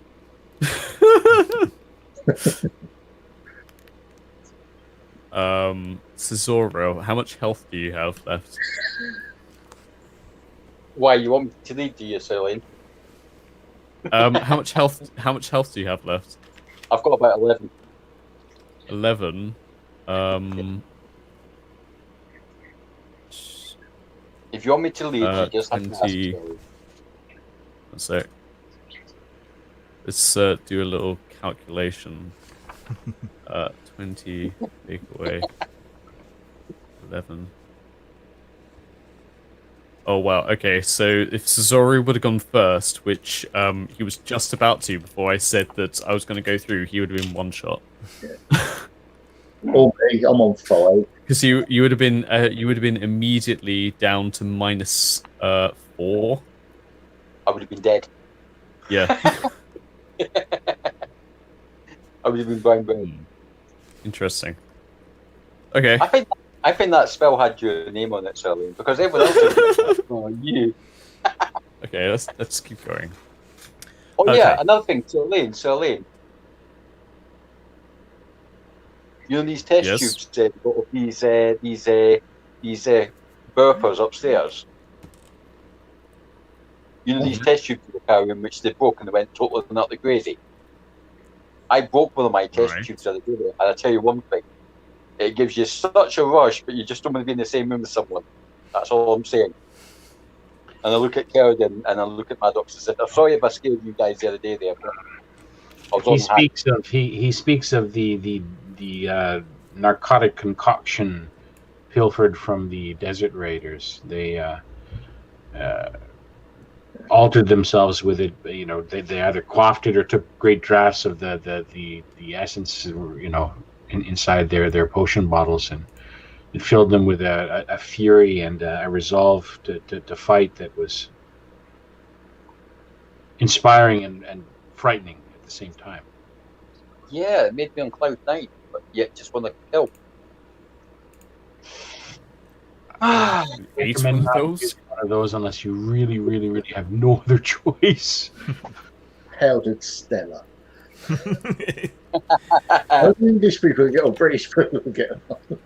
It won't be white people, it'll be instant killer. Berserker beer. Right, so, having figured out just how close your brush with death was, do you want to go back the way you came and take the other junction? Or do you want to go left or right into the side corridors? Or do you want to follow the procession onwards?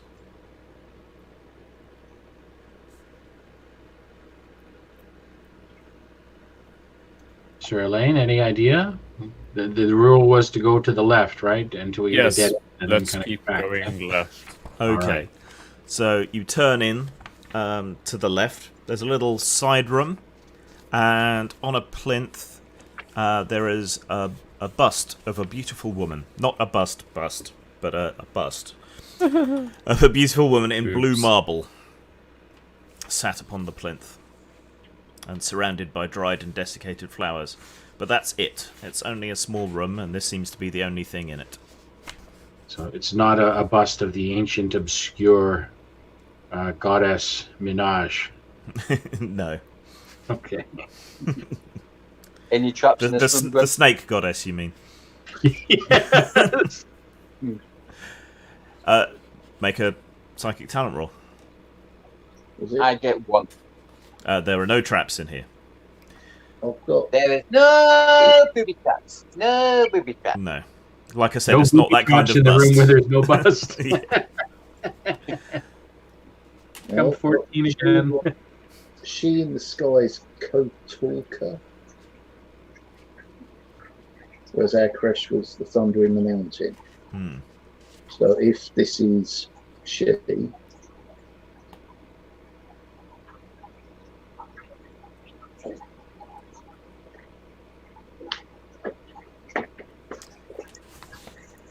It's a bit heavy to wander off with a marble bust. There don't seem to be any traps or anything else in here. So, do you want to coming back out? Do you want to go back the way you came, carry on following the procession, or go down the other side corridor? go the other side, I guess, if we started doing that. Okay. So moving forward into that, there is a small version of the statue that you saw at the end of the initial corridor, but this one seems to depict the same kingly figure hunting. He's got an what's it called? A lattle? One of those spear throwing things, sort of raised. The figurine's about 1.5 feet tall. Seems to be gold. Glitters in the dark. The whole thing is gold. So it would seem. Or an Oh, alloy let me- of gold, at any rate. And there's another small corridor heading back to the west out of this room. Yeah, back the way we go. Yep. You want to carry on down that way? Okay. You enter another small chamber. There's a larger corridor to the right, another one straight on, smaller, or back the way you came. On a plinth in here, in a sort of holding rack, is a scepter that appears to be made of alabaster.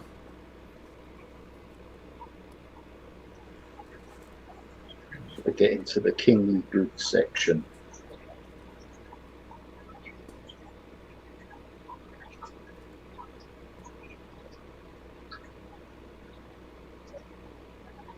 Right. I'd have a closer look, but after the last time, maybe you should check for traps. Okay. Again, we're probably looking at the better off lugging all this stuff on the way out. So just take note of where things are. Mm-hmm. Does Cesora want to make a trap check then? I don't think he's here. Has he dropped off again? Yeah, there was a message. He has indeed. He just sent me a Discord message saying it's gone quiet with a question mark. Okay. Oh, okay. He must have fallen off then. Yeah, I sent him a quick message. I said recheck the link Grim sent and reuse it.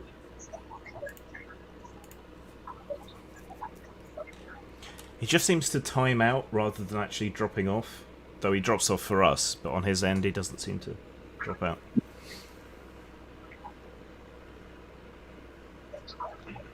They've got like last generation's internet in Scotland, don't they? Yeah. Bean cans tied together with string. I've rolled for him. He says there's no traps. So you can go back the way you came. You can turn right into the larger corridor, or you can go straight on down the smaller corridor. I'll Okay. look over at Sir Elaine and at Madrock.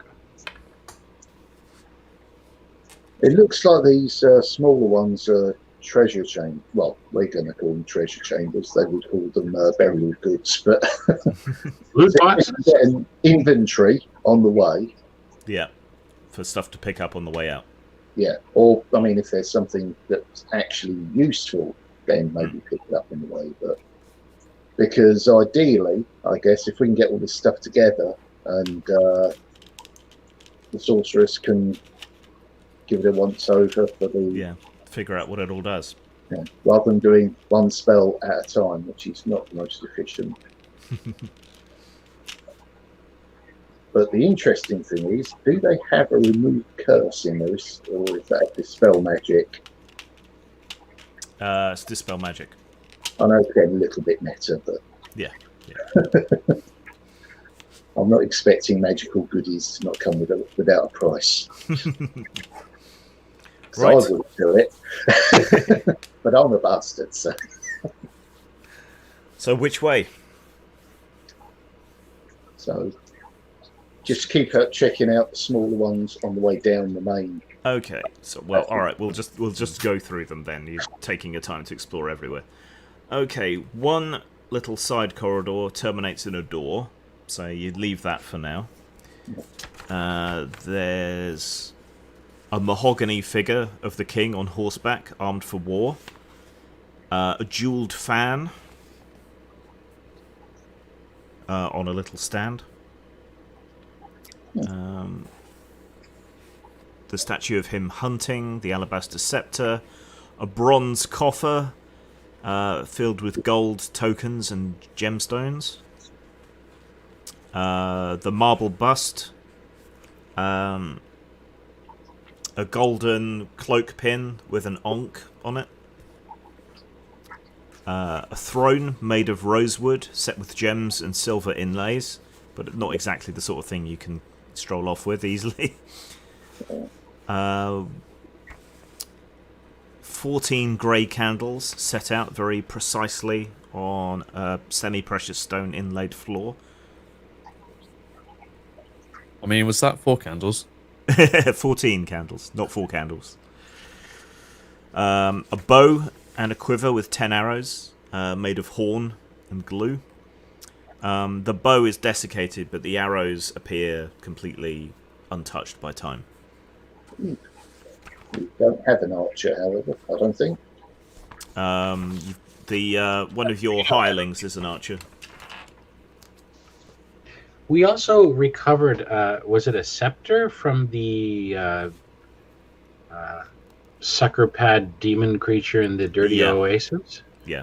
Is it of a similar size to the one here? Could it Yes. be held in the same container? It looks like a replica. I wonder if we swap them out, if anything might happen, or if we were to maybe have someone sit in the throne with the accoutrement of a king, if it would somehow maybe snap a spell into effect and allow you to see more truly, or some other interesting effect. Or Could try bend that. them mentally. Let me finish going through the grave goods. Yeah, sorry. A large solid bronze shield with an eye symbol upon it. A silver mask inlaid with sapphires and jet. An obsidian statue of Akresh, represented as a muscular and heavily armoured warrior. A silver truncated pyramid, about 2 feet high. The top comes off it, and there's gold and gem offerings within. An 8-foot tall statue of a bulbous, roughly humanoid warrior with spiked clubs instead of hands.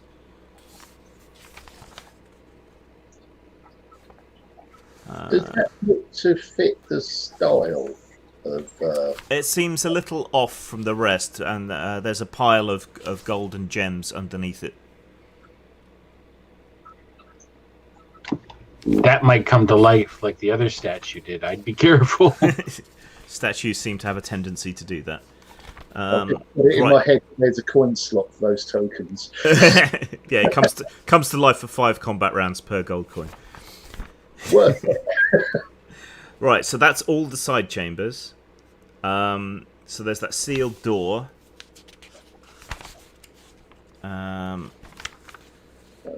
couple of those things count as pretty much portable, was if people want to fill their pockets. Yeah. Bulky stuff that's problematic.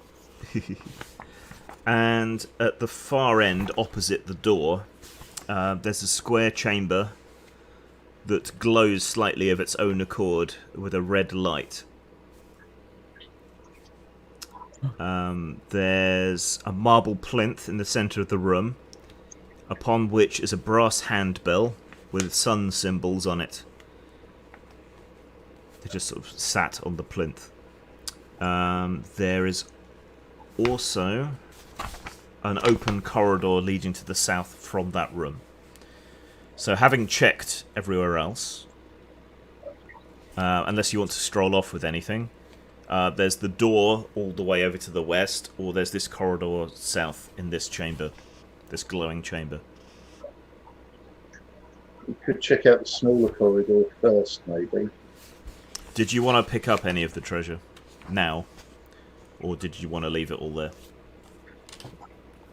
There's some really valuable, very portable stuff, wasn't there? There's gemstones and such. It probably wouldn't hurt for us to grab a few handfuls of that each. I don't Okay. like the structural integrity of this place. We Hate should the grab whatever is value. And Okay, so I'll Let's go through make the it- list. Tell me what you're grabbing. The mahogany figure is going to be too big. The jeweled fan. Is it like a large one that someone would have to wait Yeah, for it's to- not one of the staff ostrich feather ones. It's a portable fan. Yeah, that Yep. might have some utility in the desert as well. Gold statue is going to be too heavy. The alabaster scepter. do any of these items seem in remarkably pristine condition? Well, alabaster isn't going to rot away anyway, so it just looks like alabaster. The arrows, I believe you indicated. Yeah, were- the arrows were in What of the remarkably good shield? condition. Then Shield is- I'll take the arrows. Okay, and they're +2 arrows. The scepter. I'd like to examine it with the one we already have, and Yeah, the one you have is a replica of this one. a replica. Okay. Yeah. And the one I have is a replica in just regular materials. Yes, not important material, I presume. I've forgotten what it's constructed of. Something resistant to corrosion, I believe, in that oily muck. Yeah. Hang on. He's trying to call me. Let me try inviting him again.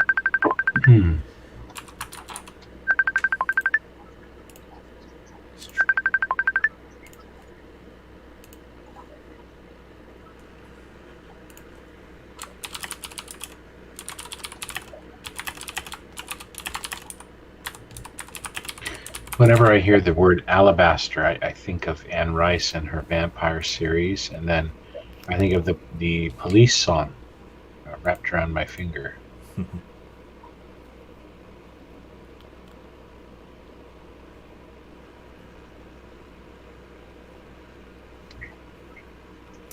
Just so I'm going to try and get him back. There's a reason why I think of the word alabaster as well, but I can't remember why it is.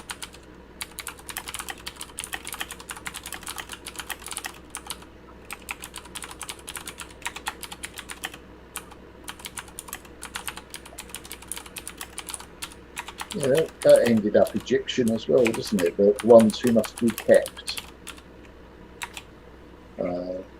Weren't they? Yeah, the first two were Yeah. Egyptian, weren't they? I think that was the last one I read. They got a bit silly after that. Yeah, they did a bit. Alabaster resembles marble sometimes. It's got white and cream and off-white and yellow and butterscotch colors sometimes. It's quite a varied mineral. It's quite beautiful, actually. It's not always white, and it can be powdered into an ingredient for plaster, apparently. So maybe you know it from plastering or wall work or so on. Alright, I've resent him invites again, so we'll see if that works. But in the meantime... sorry, was anyone taking the scepter or not? If you want to leave behind your... I will Was leave the Carradine replica and take the original. Okay. That won't weigh us down any further. Will it? No. So there's a bunch of golden gems in a coffer, and there's other golden gems as well, and there's some under that statue.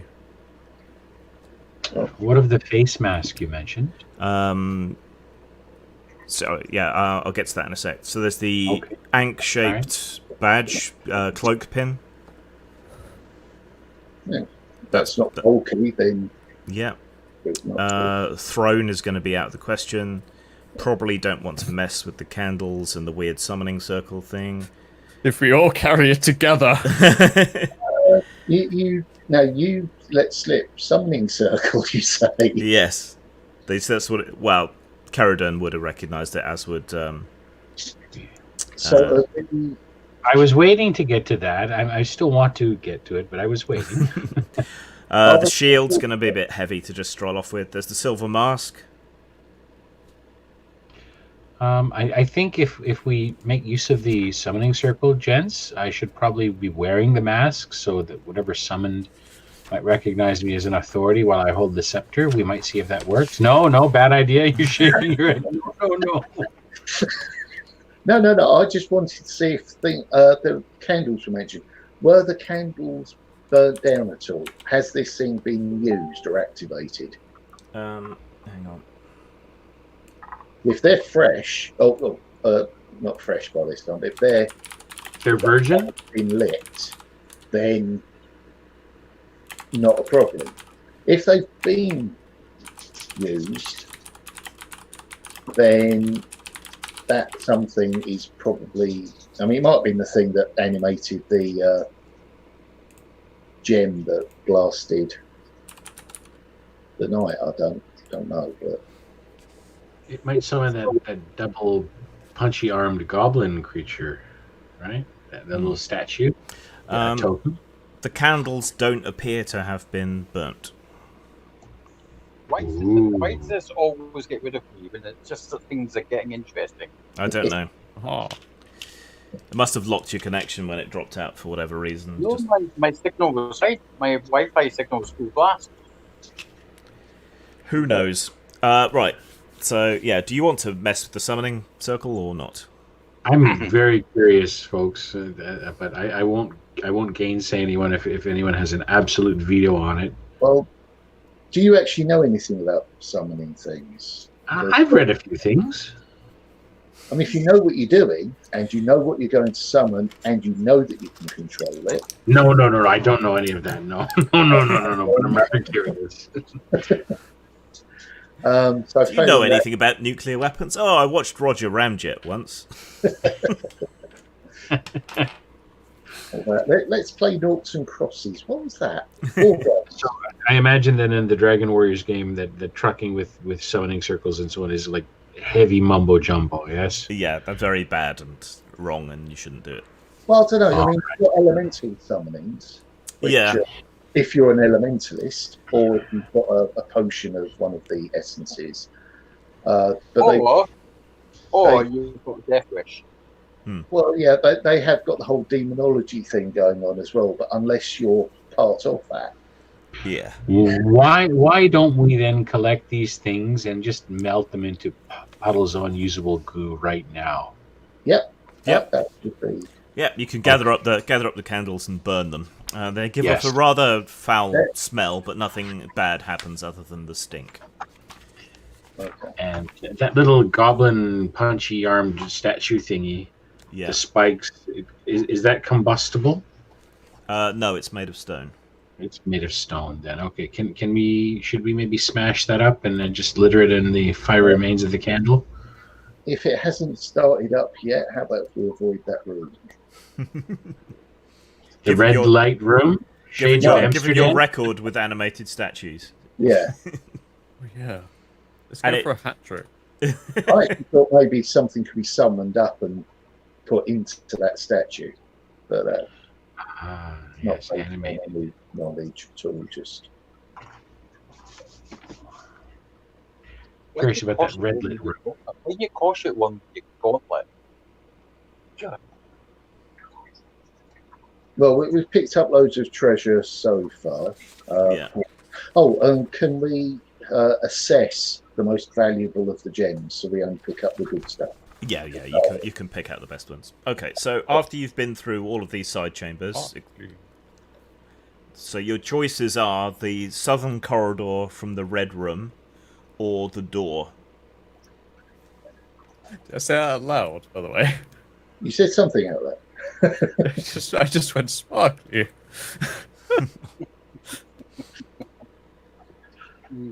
Okay. The door.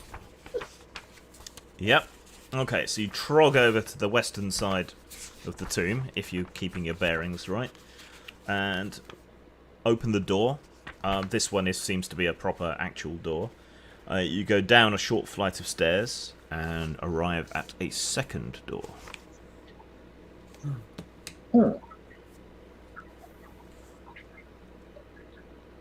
So we've gone through the uncle chamber and we're now approaching the antechamber. Interesting.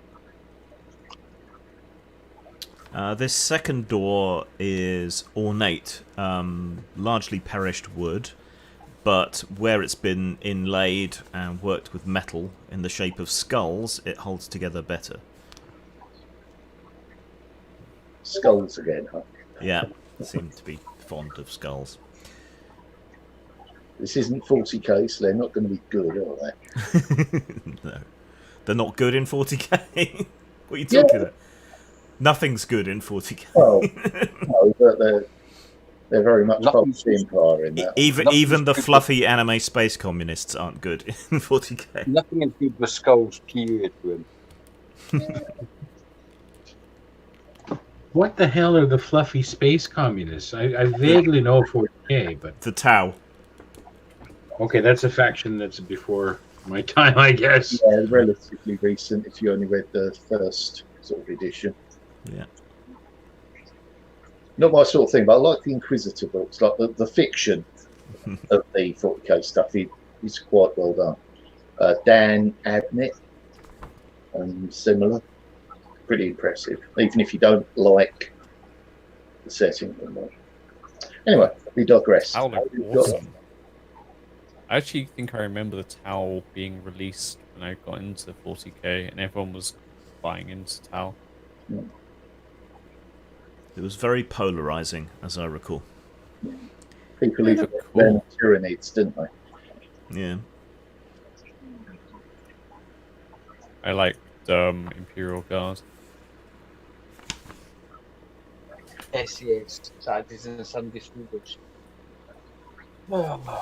For me, Space Wolves. But anyway, So- skull-covered door. So you're sussing the door? Okay, can Cesora make a trap detection roll then, please? 2. Sorry? 2. You think opening this door would probably be quite a bad idea. Do you want the good news or the bad news, guys and girls? The bad news is we've got to climb back upstairs. Right. There's instant death behind this door.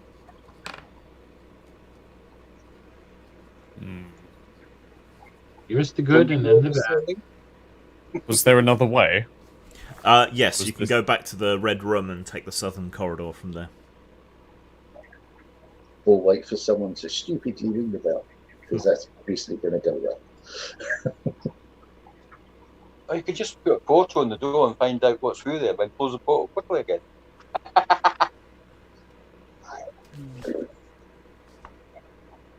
Is it just a big stone slab? No, it's a proper wooden door inlaid with these skull patterns. Oh, I guess the skulls were a warning. We should probably leave it. Okay. Tie a rope around it and put it from a distance. Pull it from a distance. Really want it opened. Other parties would say that's what we've got hirelings for. But they're not those people. Yeah, you can tie a rope and yank it open. The door seems to trip some sort of mechanism. You hear a grinding of stone for a moment, and then a sort of tidal wave of gravel and sand rushes down the corridor, blocking out your view. and eventually rumbles to a halt, leaving packed sand and gravel in the doorway and spilling out of it. So that whole way is now blocked off. The only way is back the way we came. Right, so you tramp all the way back over, quite a long way, and return to the red room. So there's this corridor to the south of it, and there's a big plinth with this bronze handbell sat on it. What did the blue statue do? Did anyone sort of like tell me what the blue statue did, or was it just like It was just red head? it was just a head. Yeah.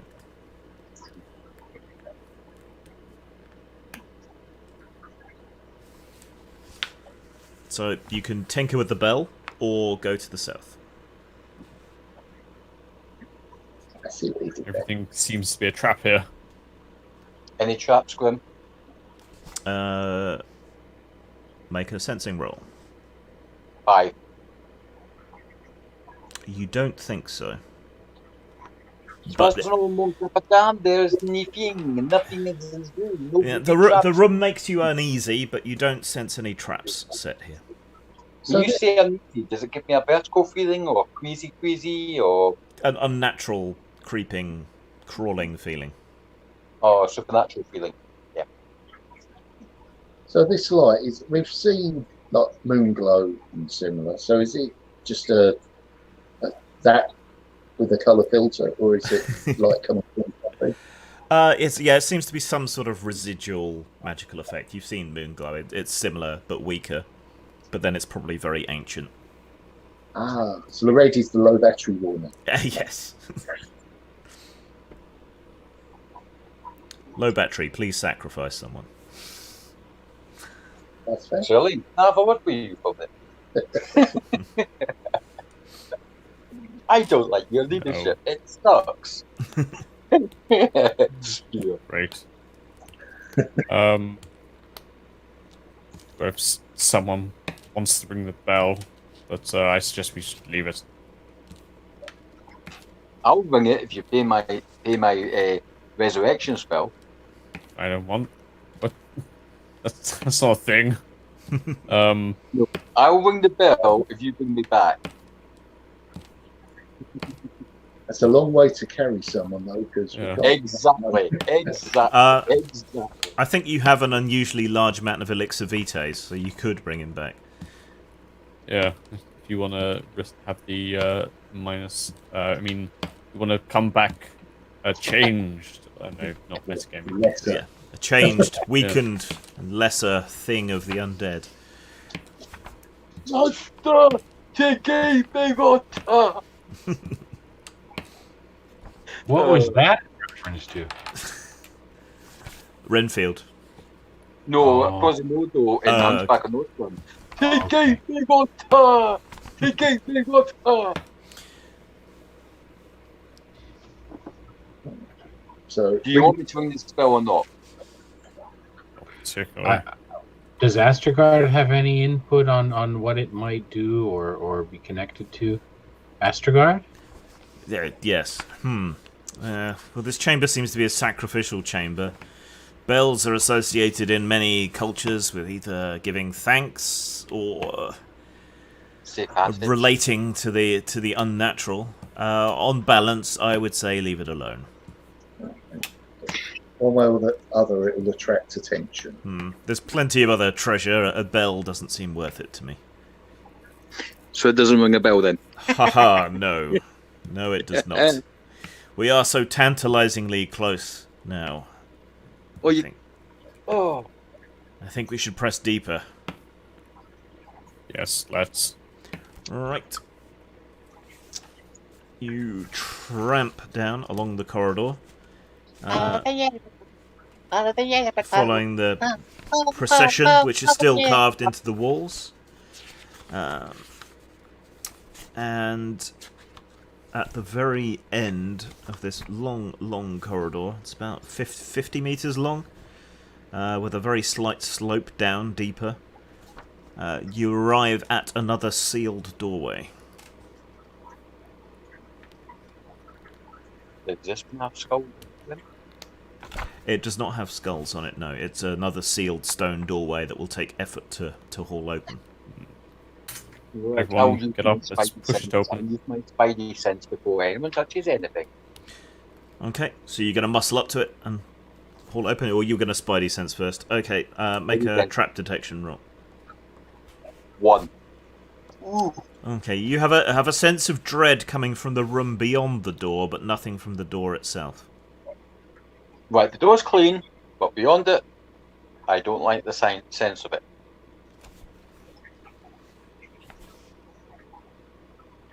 That's We'll make sure to be careful. Yeah, tantalisingly close. So I suppose whatever we're looking for isn't going to be good. Oh, not necessarily evil, just very, very corrupt. Excuse me. Semprino and Umbertino, would you both please prepare? Si, signore. I keep forgetting they're actually with us. Yeah, they basically just keep quiet at the back, so they're not tasked to touch anything. That's usually They're what smart. Ever since I saw the brother get squished by that slab last time, Yeah. he Right. became a giblet sandwich. So you all ready your weapons. You're using some of them as pry bars anyway, and muscle up to the door. Now, hang on. The last time we did this, it fell on us. Is there Yes. room to actually jump clear? Can everyone make a reflex roll, please? Oh, that D20 wasn't the question. equal to or under your reflexes. A natural 20. Of course. I fail. Okay. All right. You leave the door, but again, you lose your grip on it. It falls into the room with a smash and chips along the edge and creates a crack in the tiles in the floor. There's a series of braziers which flare into life, lighting themselves, and in the light of them, you can see a much more grandiose-looking sarcophagus stood upright. Right. Turn around to the rest of the group and go, shh. So Maddox says, "Shush! I'm using my sense traps." Okay. Well, you're still in the doorway, and you already checked that, so... Well, the door's now been removed, so I'm Yes. checking down the corridor. Yeah, well, the room still makes you uneasy. I don't like this room. I'm getting bad karma.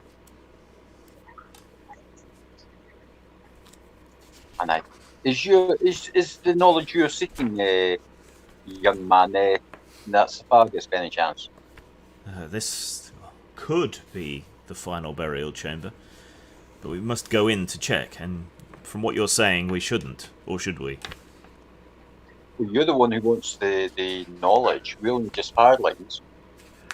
I think we need to allow Sir Elaine and the other men-at-arms, Semprino or Martino, to maybe work out a tactical plan. I suspect if you give me a moment, I can maybe focus my third eye upon all of the interwoven energies in the room and maybe get a sense for what lies where. Are you at a point where it's that, or save them for doing some of that extremely brilliant wipeout stuff that you did? My energies are fading. I suspect maybe getting an accurate reading on this final chamber, if it is indeed one of the final chambers, might be worth the effort. That's your call.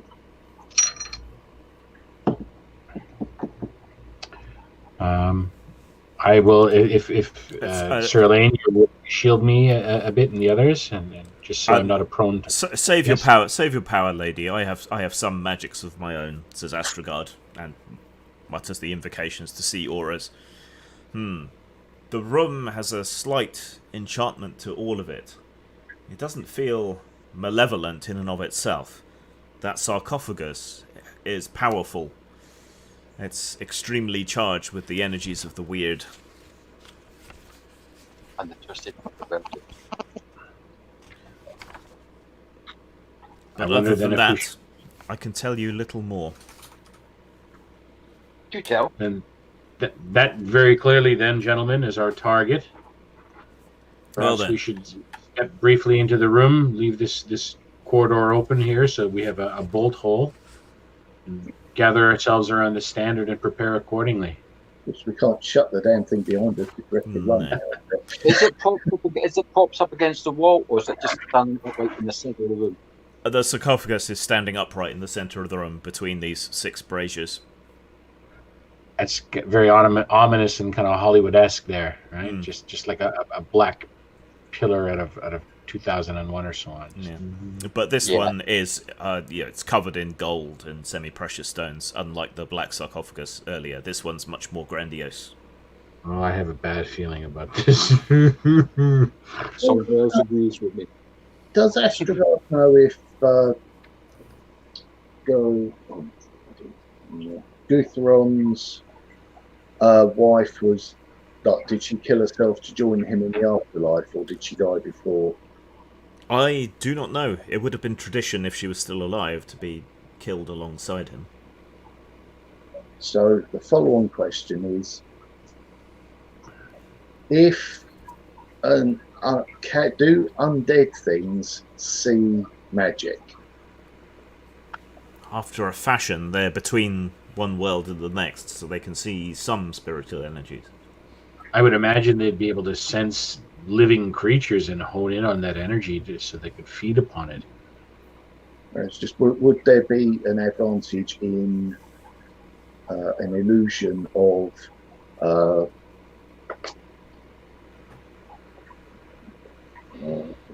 I would guess it would see right through something like that, because there'd be no spiritual signature for them to hone in on.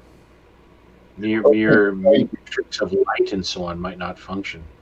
if they sensed the life, but saw whatever the magic was projecting, probably not. Just well, you might be able to do something like mask yourself with the appearance of a rotted, desecrated, shambling corpse, and have a proper life reading to throw them for a moment's, maybe a moment's confusion or so on, unless they have such highly honed instincts that they would just bypass that completely. No, I just like the thought of tricking the undead rather than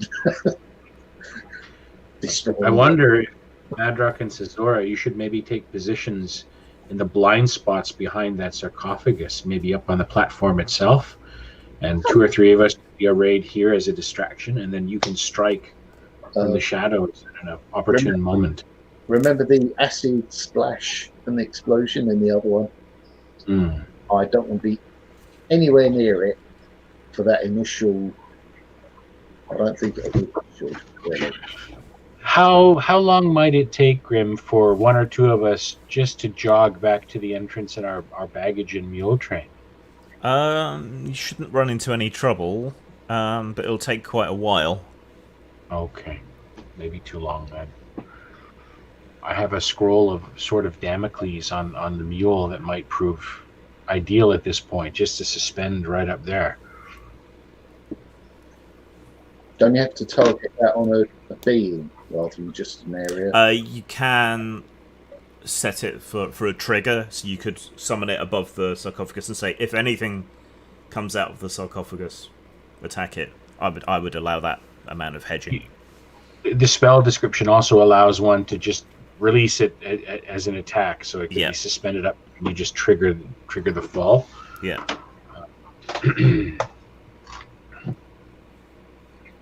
Well, we can't just stand here, says Astrogod.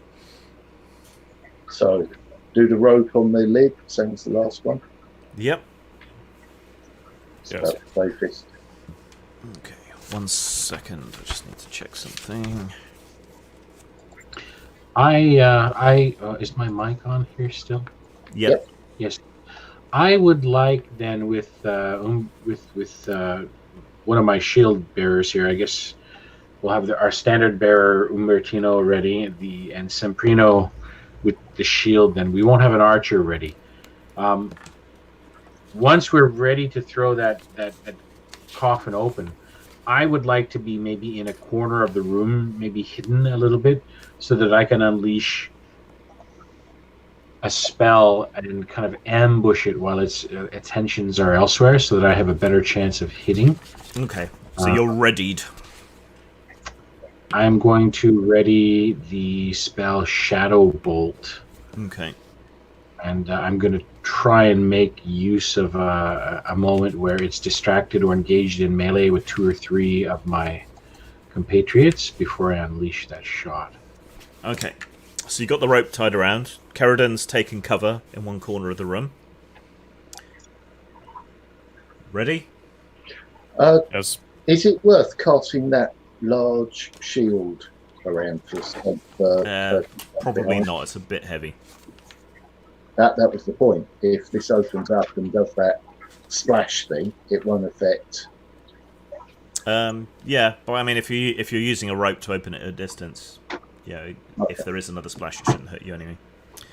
All right, so you sort of count down 3, 2, 1, yank the rope.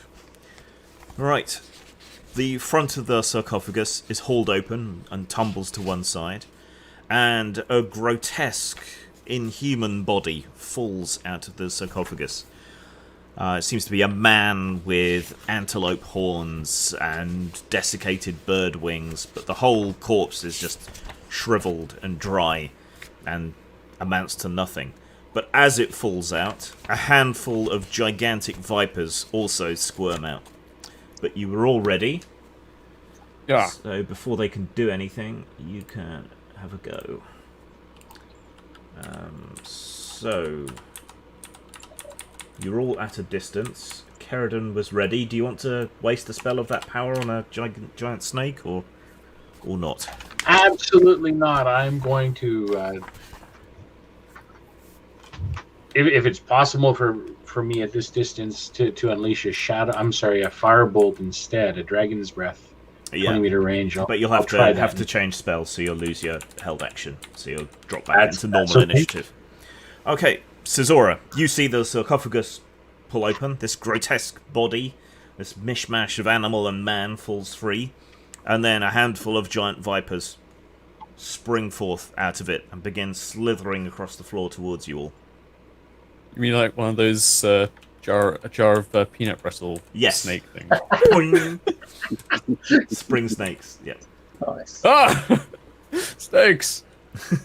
Snake! Yeah, very drunk. Caesura then. Get ready to slice and parry. Okay. I heard the Monster reference. So, No. having let go of the rope, you draw your blades. Elaine. I will take a swing at Snake. Okay. So you move forward to meet the snakes as they slither free and make an attack. Okay, take 5 away from your attack and roll. I rolled a 1 on a snake. A dead snake. That's a very dead snake. Okay, so no armor, double damage. Okay.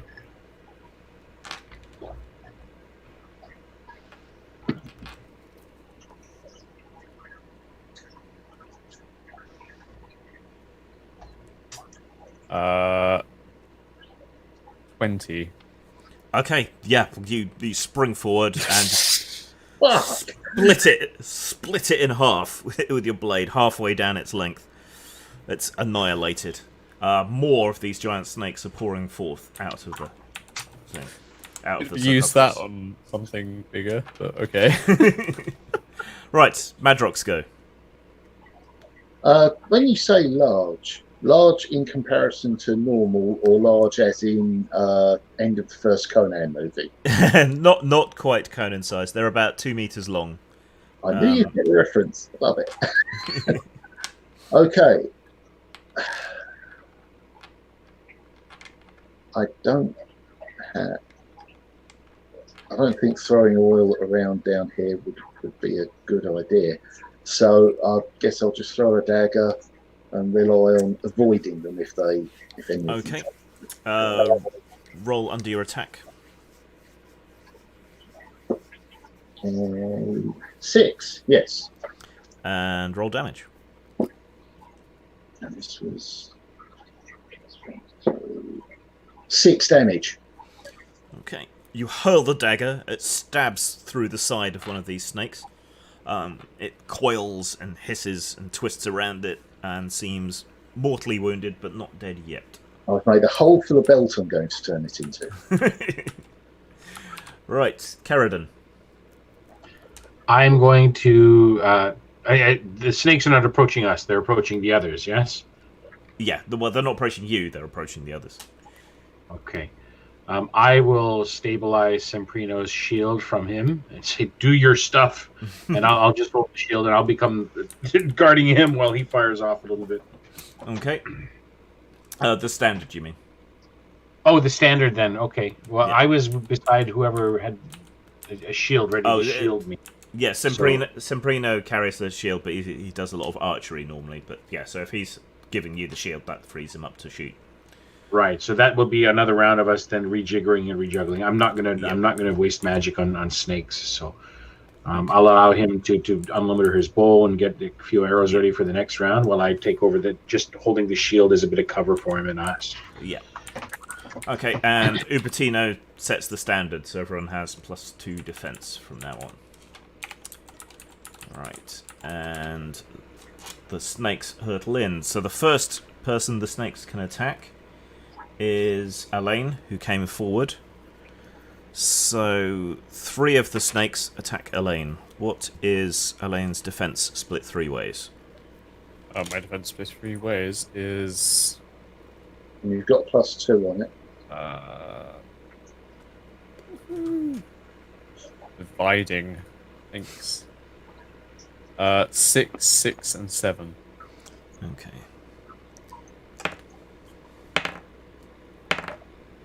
Okay, so they hiss, twist, and bite at you, but none manages to get through your impregnable armor. They just sort of break teeth off against it, or coil around you, trying to get hold of you, but none of them successfully hit. Can we point you on the breaking of teeth? Yeah. The remaining 3 slither on towards the rest of the party, but can't attack yet. Cesora. Well, are they close enough yet? Yes, the second group of 3 is close enough to attack. Okay, attack with 1 and parry with the other. Okay, take 5 away from your attack and roll. 2. And roll damage. That would be 9. The D8 1. Okay, and you were keeping the other for parrying, weren't you? Yeah. Okay, right.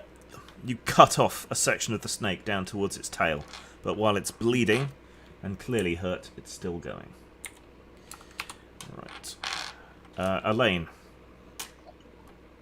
Yes? You'll go. 3 of these giant vipers are coiling around you. I will attempt to cut one, saw into it with my sword. Okay, take 5 away from your attack and roll.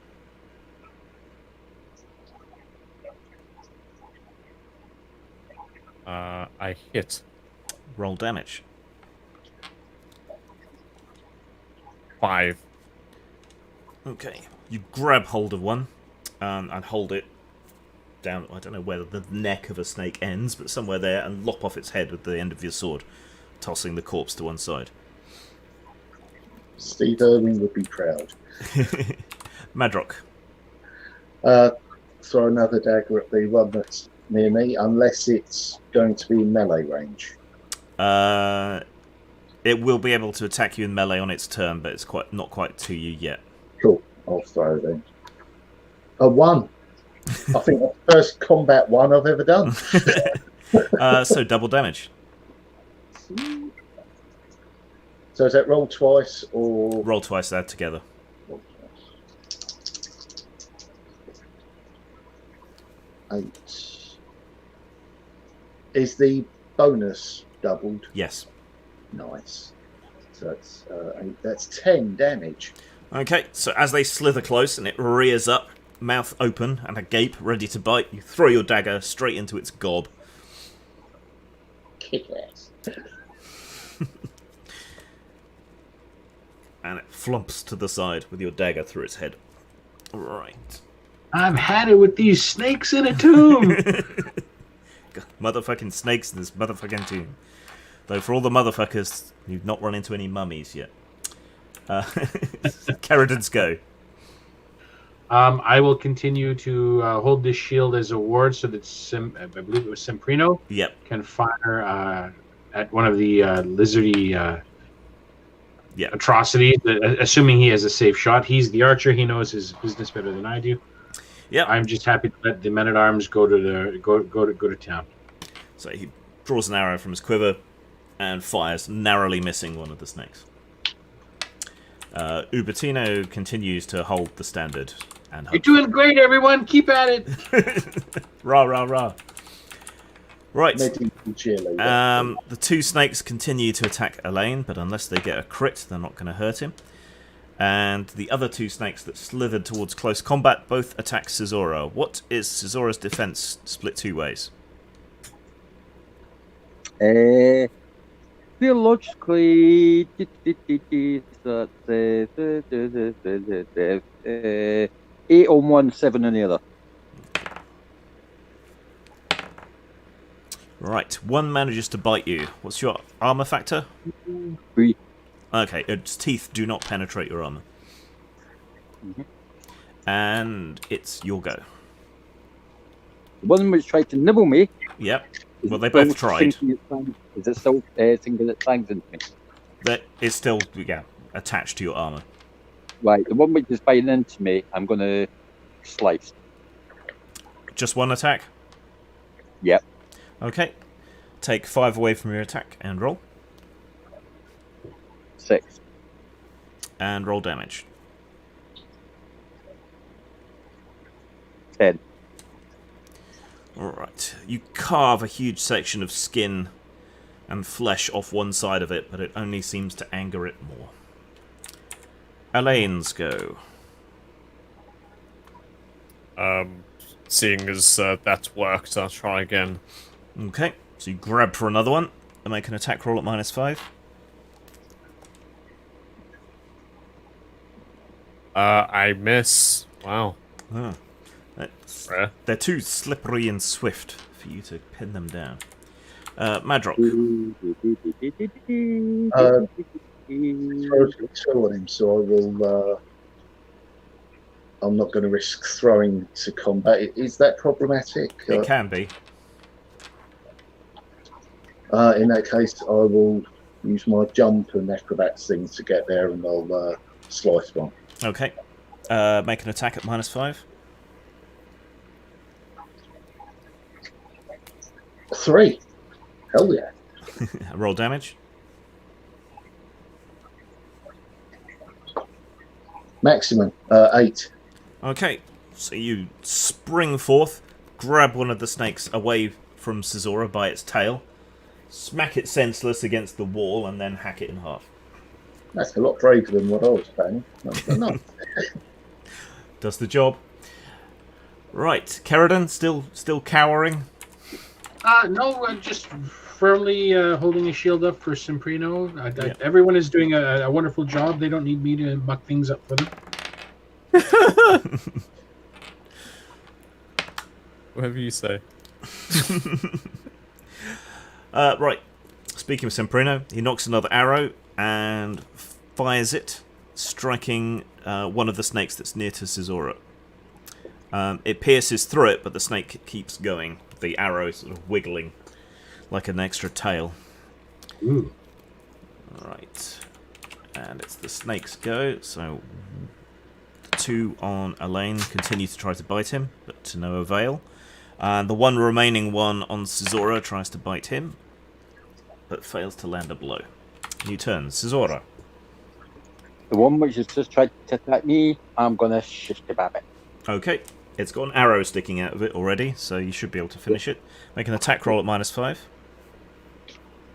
Okay, that would be 7. Yep, do it. And roll damage. 8. Right, you grab it by the arrow and stab it through several times while you've got it held still. It's deceased. Elaine's go. Snake. Snake. Again. Yeah. Slash. Okay. Attack roll at -5.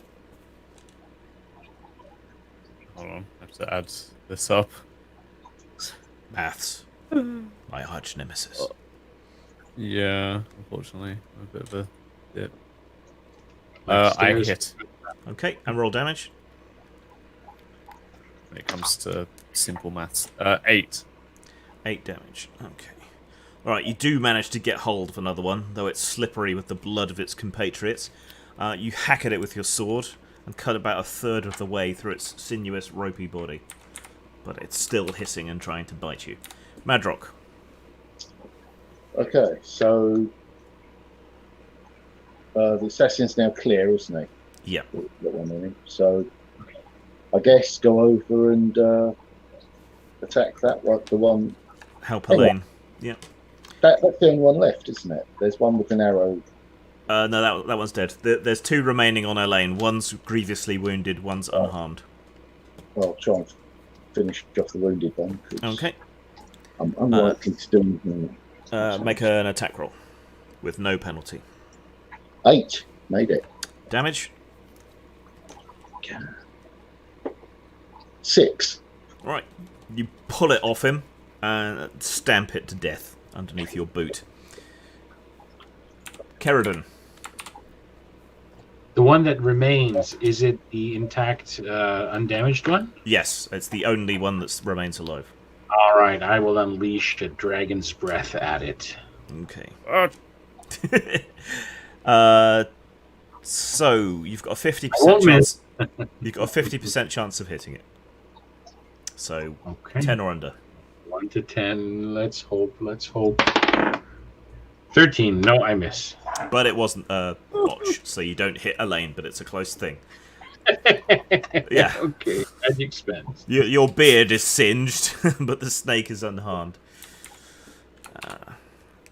Simprino does not help your nerves by firing an arrow into close combat. But fortunately, he doesn't hit you, but doesn't hit the snake either. Right, the snake continues to fruitlessly chomp on Elaine. But while it seems to be immune to your attacks, it's failing to land any deadly blows. New turn, Cesora. this thing off me. Oh.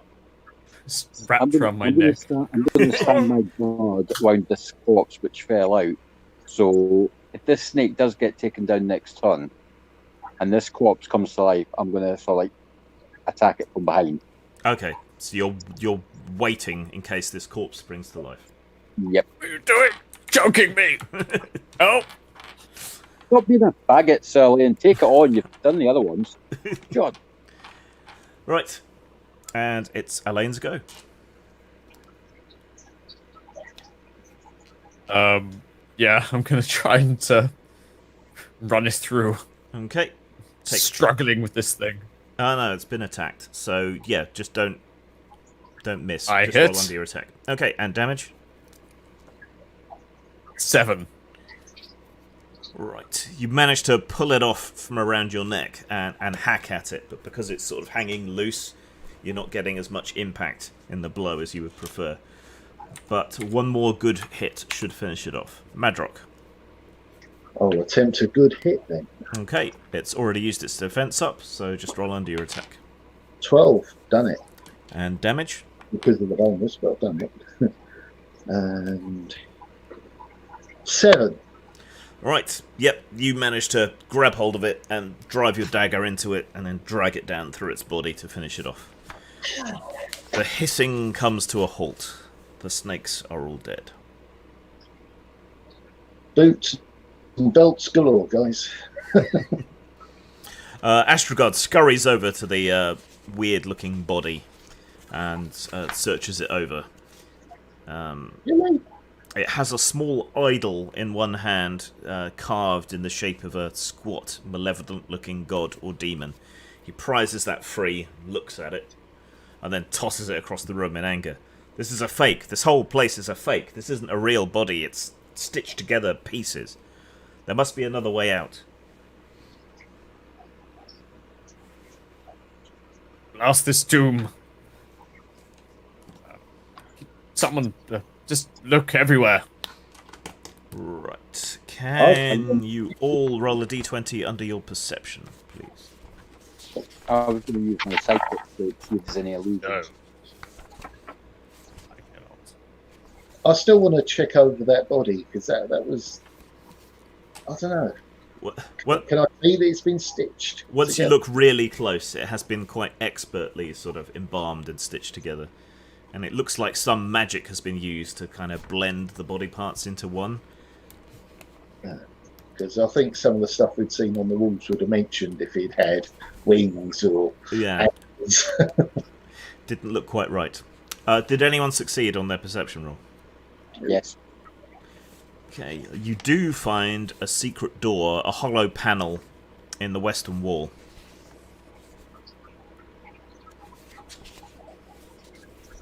I knew there was an antechamber somewhere in this room. I'll slowly walk over to the west wall door. Yeah. Make a trap detection roll, because I assume that's what you're going to do. Yep. 5. You do not sense any immediate danger from the secret door. No booby traps on this door, but what's beyond it? It's cloudy. With no chance of snakes. I'll hold you to that. Shh, don't tell Charlene. But no one got injured in that. Nah, just a Luckily, bit. no. Just a scratch. Nope. I've still got a jar of that emetic if someone. Gets poisoned. Yeah. What happened to the flasks of amphibian fire that we had? Are they back at the Italianate? Yes, Compound? they're back at your headquarters, ready for you to try and figure out how they work. Okay. Yeah, I Fair can man. have the house selling fire insurance.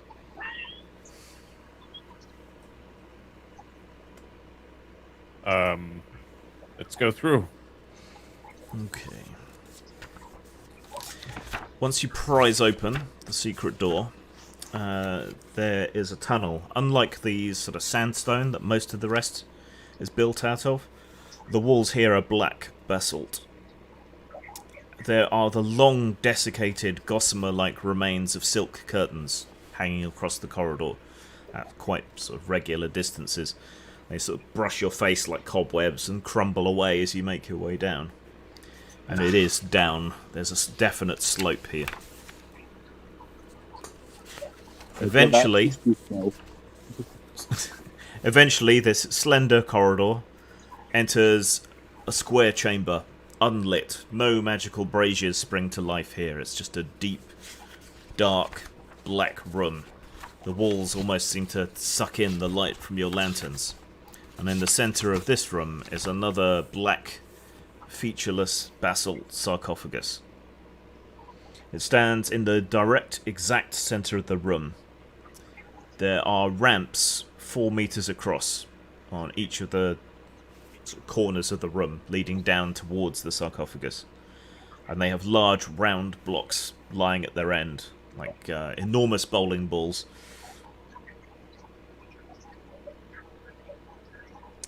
Could you mean the ramps, the balls are at the top of the ramp so that they could be rolled down into the center of the room where the sarcophagus is, and whoever might approach the sarcophagus?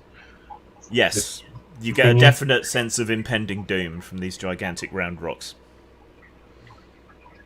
And then I would imagine that whatever flips up to throw them down the ramp might disgorge hordes of ravenous, flesh-eating, necromantic horrors. Yeah, I mean that's a negative outlook. You know, it could be candy. You know, it could be chocolate coins. Be the change you want to see, right? Yeah, it could. You know, the gigantic stone balls could roll out the way, and baskets of kittens could fall down. You just Skittles. You don't know. Not kittens, they were gods back then. I'm not sure that'd work out what either. So that would be appropriate. Yeah, makes sense. Right.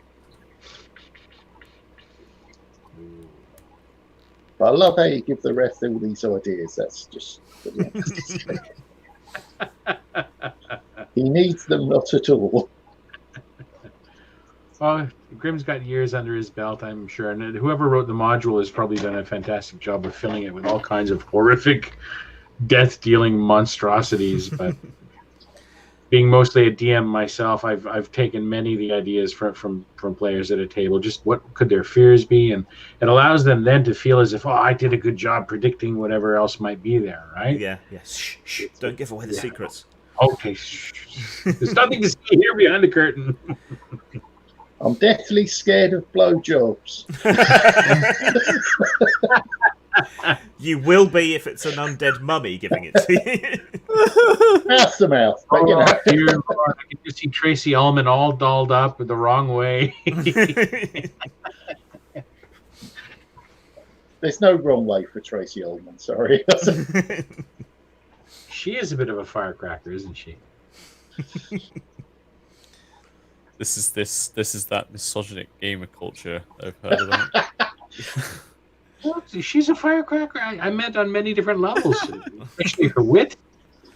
Yeah, and if you set fire to her, I'm sure she'd explode. Yeah. Sometimes a cigar is just a cigar. She was South Park before there was South Park, you know? She was in The Young Ones on occasion. Mm. Yeah, that was early 80s. Yeah. Anyway, Tracy Ullman aside, there are other ancient horrors beneath the sands of the desert than Tracy Ullman.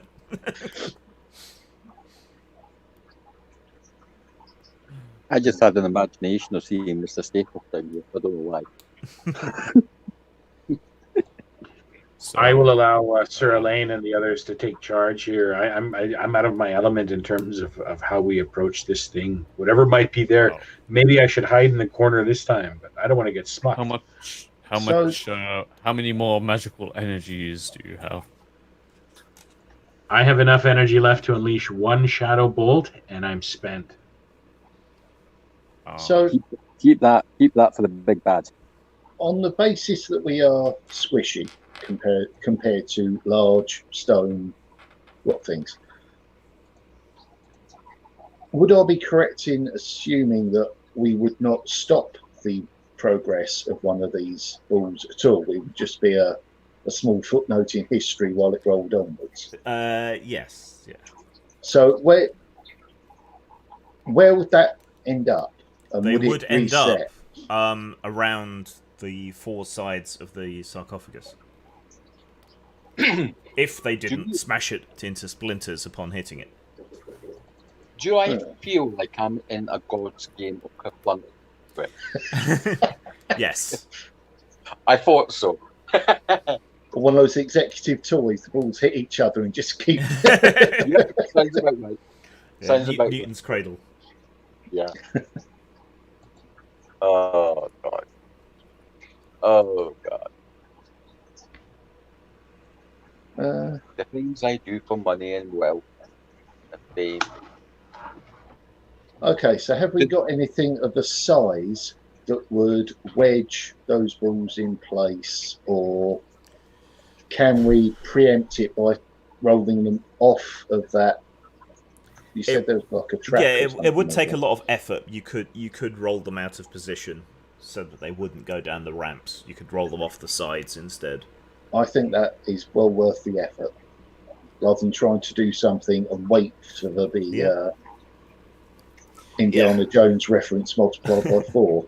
So it takes an awful lot of strain, but you do manage to roll these colossal stone balls out of position, which means you're free to approach the sarcophagus without fear of being squished. Always a bonus.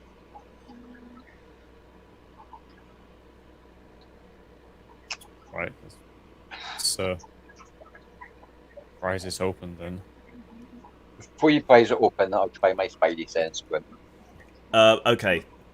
It's deadly dangerous. It's still, even with all the stones pushed away. Right. If you're going to open that cell in, I'm not going to hold you back. What's going to happen to you? At least you can be prepared. I'm taking it from behind Yes. again. Right. How are you going to open it? Tie rope around it again and haul it open? Yeah. It seems to work.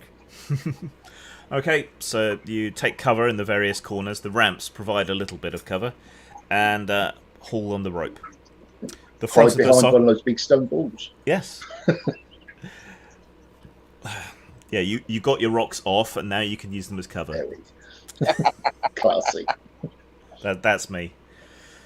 Right, you haul on the rope. The front of the sarcophagus falls outwards and lands with a heavy crash on the floor. Within is a desiccated, mummified corpse, richly dressed in robes, which are kind of rotted away partially, and the remnants of bronze and leather armor. It's holding a jade stick in one hand, and resting upon the other hand, which is held outwards, is a little demonic-looking idol, which seems to be the kosher version of the one the fake tomb had. But nothing immediately happens the moment you haul the front off. It just sits there. Someone splash it with oil. I can actually do that. On my sheet, I've still got an oil, unless it's been used up. But I don't know if I don't think so. Supplies. I generally consider the basic supplies like oil to be replenished between adventures anyway. So there's no point. No, I mean no point bookkeeping all that shite. Excellent. In that case, I have a jar of holy anointing oil. You could try that. Do you want to use that instead? Could be interestingly preemptive. Or it might not work until something happens. I mean, this thing is like a cursed, evil, sort of like undead thing. It's holy oil. I mean, what do you guys think? You could free it from whatever demonic influence there is. That would be awesome. If I'm reading how a lot of things unfold that are enchanted items or so on, anything magical then wouldn't be really seriously damaged by a mundane fire, would it? No, magical. Of course, just use the magical oil. No. I mean, if we just burn up what's there, as someone mentioned, preemptively, right? Crack open that flask there, fire an arrow into it, and let's just burn it into cinder before it jumps out and goes. Well, I don't know. No time to debate. I don't know if the holy properties would be knackered by having it set aflame. Smash that jar against the lane. Throw. They burn witches, don't they? So it can't be too bad. Yeah, but no one wants to be purified that much, do they? Die! I've had this in my inventory for ages. Consider it. Okay, so you grasp the jar of holy anointing oil and hurl it at the corpse. It shatters and splashes all over it. There's a rich smell of fragrant oils, such as is used by the High Church. And can you roll 4d6, please?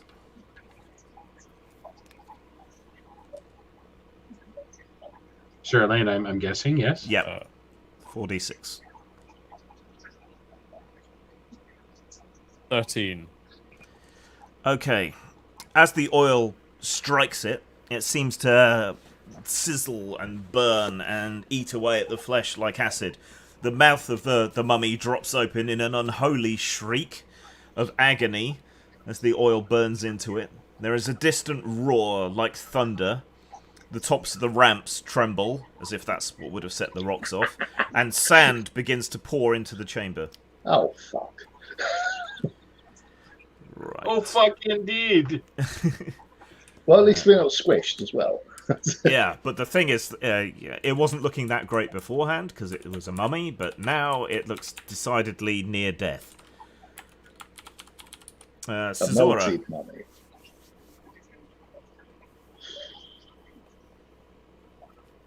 This mummy's had a little too much vitamin V. Cesora, what do you wish to do? Chop its head off. Alright, you hurtle forward. Make Behind it. an attack at -4. Oh my god. 1. My attack's 20, -5, that's 15, so 1. So Oh, you rolled a 1. Yeah, I got one. Yeah, that's Okay, so that's always going to be a hit, so you don't need to calculate Yeah, anything else. yeah. Okay, roll armor penetration. That will be 10. Okay, and roll damage. That will be 11. Okay. The holy anointing oil has already done most of the job. So when you rush it and cleave off its head, it just blows apart into dust. What's your magical defense? 9. 9. Plus, is that banner up actually? Because I would actually have +2 on my main gosh, plus magic defense. No, just your magical defense. Okay, that's 9. Yeah, 9. Okay, 1 second. Can you roll a D100, please? I was going to say 9 do. 75. 75. Right. As you decapitate the mummy, its shriek and its dust whirls around into a little storm and engulfs you. When the sandstorm has passed away, though the sand is still pouring into the room from all directions, there's nothing left of the mummy. The little demonic idol is laying on the sand, and Astrogard is sort of crawling across the floor towards it to grab it. But where Caesura was, there is an ugly-looking little black rat. Oh no. Oh, God. Its face is devoid of fur and covered in warts and pustules. Oh, God. Hey, Well, already I'm That's cursed in yeah. Gilbert The Ratfried. disgusting rat has eaten Zora. So you've got a rat with alopecia here. So yes, you have been stricken by the mummy's curse and turned into a rat. Yeah, but I'll look for. Right, Astrogard grabs the idol and makes for the exit as quick as he can. Flee! Question. that doesn't yeah, look like let's knowledge, does it? How much sand is pouring in? Like, it's like, my God, we're going to be buried and die here covered in sand? Yeah, that's what I get. So, like, grab the scissor rat and let's get out of here. This is all right. If the fight had dragged on, you would have been in danger of being buried alive, but you've got time to flee now. Who's grabbing Scissorrat? I guess I am. Okay, you pluck him up, tuck him into one of your belt pouches, and leg it. Right. Has my equipment changed with me as well, or is it just me? All your gear has been changed along with you. Not down to like miniature rat size or anything. Just just gone. But it will reappear once the curse is lifted. No. Drop him off at Instead, Redwood. we all get cursed by the mummy and we just start playing Mouse Guard. I was going to say Radguard, yeah. Can I snatch that jade stick? Is there a chance for me to snatch that? Oh yeah. You've got a chance to grab that. Okay. Right. So the sand fills the true burial chamber, but eventually rumbles to a halt, having filled up the narrow passageway. That appears to be it. Astrogard is pleased to have gotten the idol that he was after. He's perfectly happy for you to take the rest of the treasure, which you can transfer onto your horses and donkeys, and then make your way back to Ferromain, ready to rest up for your next adventure. He said he wanted knowledge, not an idol, right? Those are two markedly different things. I think he'll be an NPC in a future adventure.